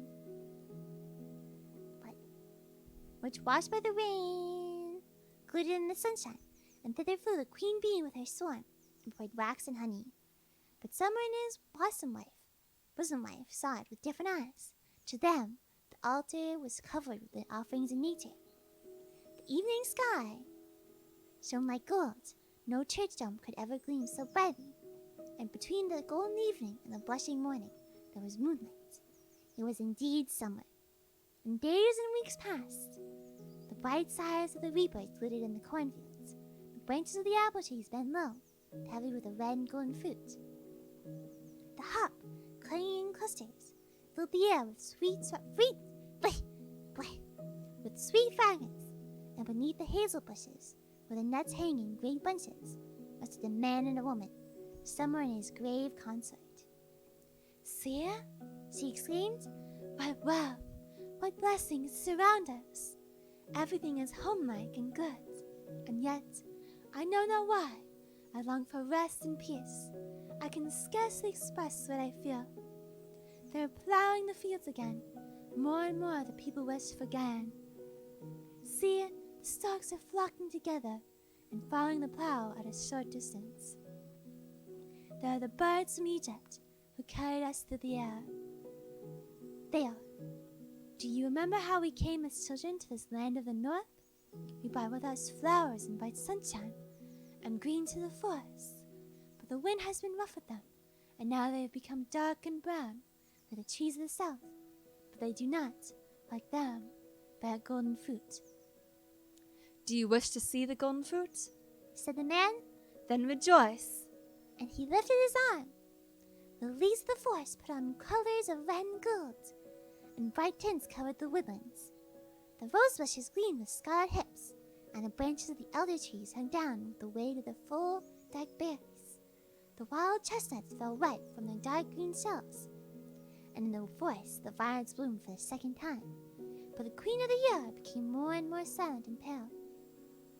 "It blows cold," she said, "and night brings the damp mists. I long for the land of my childhood."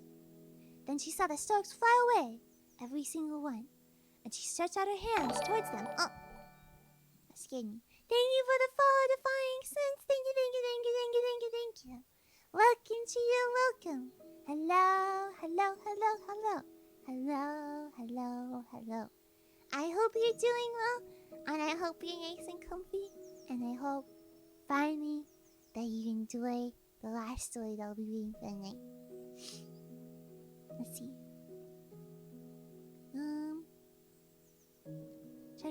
She stretched out her hands towards them.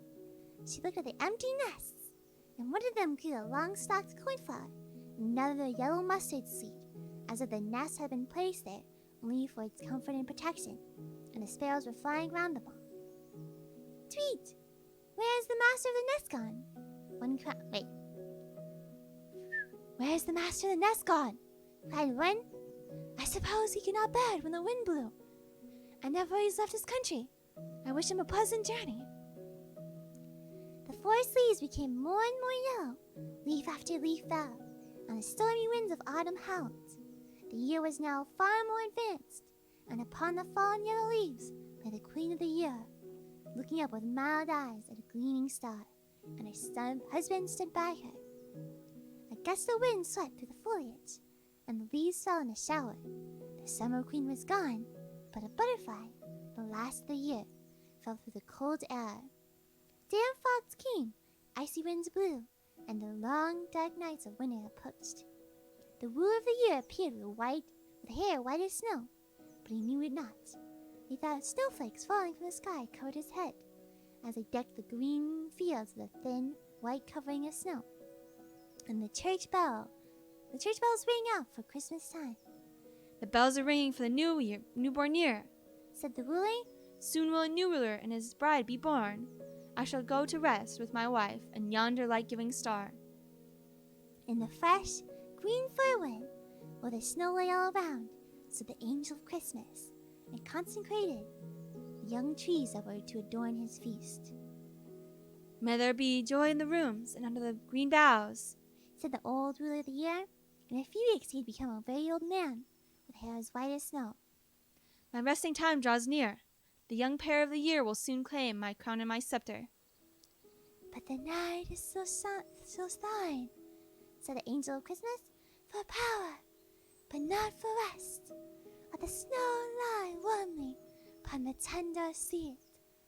Learn to endure the thought that is another worship, while thou art still Lord. Learn to endure being forgotten while thou livest. The hour of thy freedom will come when spring appears. And when will spring come? asked Winnie. It will come when the stork returns. And with white locks and snowy beard, cold, bent, and hoary, but strong as a winter's storm, and stood firm as ice, old Winter sat on the snowdrift-covered hill, looking towards the south, where Winter had sat before, and gazed. The ice glittered, the snow crackled, the skaters skimmed over the polished surface of the lakes. Ravens and crows formed a pleasing contrast to the white ground, and not a breath of wind stirred. And in the still air of old Winter clenched his fists, and the ice lay fathoms deep below between the lands. Then came the sparrows out of the town, and asked, "Who is that old man?" The raven sat there still. The raven sat there still, or it might be his son, which is the same thing. And he said to them, "It is not old, it is Winter, the old man of the former year. He is not dead, as the calendar says, but he is the guardian of the spring. It is coming." When will spring come?" asked the sparrows. "We shall have better times then, and a better rule. The old times are worth nothing." And in quiet thought, old Winter looked at the leafless forest, where the graceful form and bends of each tree and branch could be seen. And while Winter slept, icy mists came from the clouds, and the ruler dreamt of his youthful days and of his manhood. And in the morning dawn, the whole forest glittered with hoarfrost, which the sun shook from the branches. And this was the summer dream of Winter. "When will spring come?" asked the sparrows. "Spring!" Again the echo sounded from the hills on which the snow lay. The sunshine became warmer, the snow melted, the birds swittered, "Spring is coming!" And high in the air flew the first stork, and the second followed. A lovely child sat on the back of each, and they sank down on the open field, kissed the earth, and kissed the quiet old man, and, as the mist from the mountain top, he vanished away and disappeared, and the story of the year was finished. "This is all fine, very fine, no doubt," said the sparrows, "and it's very beautiful, but it's not according to the calendar, therefore it must be all wrong." The end. That's it. It's over. That was the story of the year. Literally a whole year. Get it? Haha. An entire year. I think it's cute. It's a cute story. It's really cute. Yeah, the calendar's wrong. At least according to animals. I can see how. Boo! Terrible! No! It's not Boo. It's supposed to be cute. What were you expecting, huh? Get off the stage, but don't actually. What do you mean get off the stage but don't actually? I don't understand. Or do you mean like... I don't know what you mean. My brain is confused. Are you saying boo because of the pun? Was there a pun? If there was a pun, then I don't remember saying it and it wasn't intentional. It was not an intentional pun. I'm sorry. That was not intentional. Jeez. But yes. Yes. 'Twas a cute story. I hope that everyone enjoyed our time together. I hope everyone enjoyed all of it. All of it, all of it, all of it. It's okay. You don't have to message very much. As long as you're enjoying the story, then that's all that matters. I'm glad that you enjoyed it, Angel. And welcome again. Welcome, welcome, welcome. Yes, everyone should take care. A cute story from what? From a cute? What's a cute? Like an orange? I don't recall being orange. Okay? I don't think I'm an orange fruit or whatever. So therefore, I am not particularly cute. I hate to tell you that. Thank you for the head pats. It was a good time. I'm glad. Currently, I'm looking for someone to raid. This doesn't mean I'm looking for suggestions. This means that I'm looking for someone at all to raid. I'm Edic. Yes. I am very Edic. Yes, I am the opposite cute. It is too. Whoa. Well, pretty sure that's not supposed to be on Twitch. As I'm scrolling by, I see stuff that definitely should not be on Twitch. But I'm not gonna promote it. Because it's not supposed to be on Twitch anyways. But yes. I will find someone to raid. And then I'll see everyone later. Blah, blah, blah. Hi, Nim! We're just about to close up, unfortunately, but I'm glad you're here regardless. We're closing up soon, but I'm glad you're here. It's good seeing you. No, I'm sorry! I'm sorry. It's good seeing you, though. Don't worry about being late. I don't expect you to be here for every stream. Okay? I don't know if there's a Spanish VTuber or an English VTuber. There's so many just chatting streams. It's kind of amazing.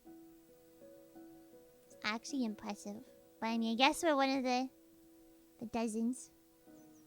You raiding the Mega Dungeon tonight? I have no idea what you're talking about because I still haven't opened with McCall. We'll see if this person is good. Anyways, thank you all so much for coming tonight. Thank you. Tomorrow, I'll wait for the tomorrow next stream bit. Thank you, Mia, for the rain. Thank you. I know Mia's asleep, but that's okay. Thank you, 7H, for the follow. Thank you, Daylight, for the follow. Thank you, Alpaca, for the follow. And Peter, for the follow. Angel and Defying Sense, for the follows. Thank you. Welcome, new TIs. Welcome. We'll be waiting in just a second. That's the raid message. Tomorrow is the next stream. I don't normally stream on Fridays, but tomorrow I will. I guess today's Friday.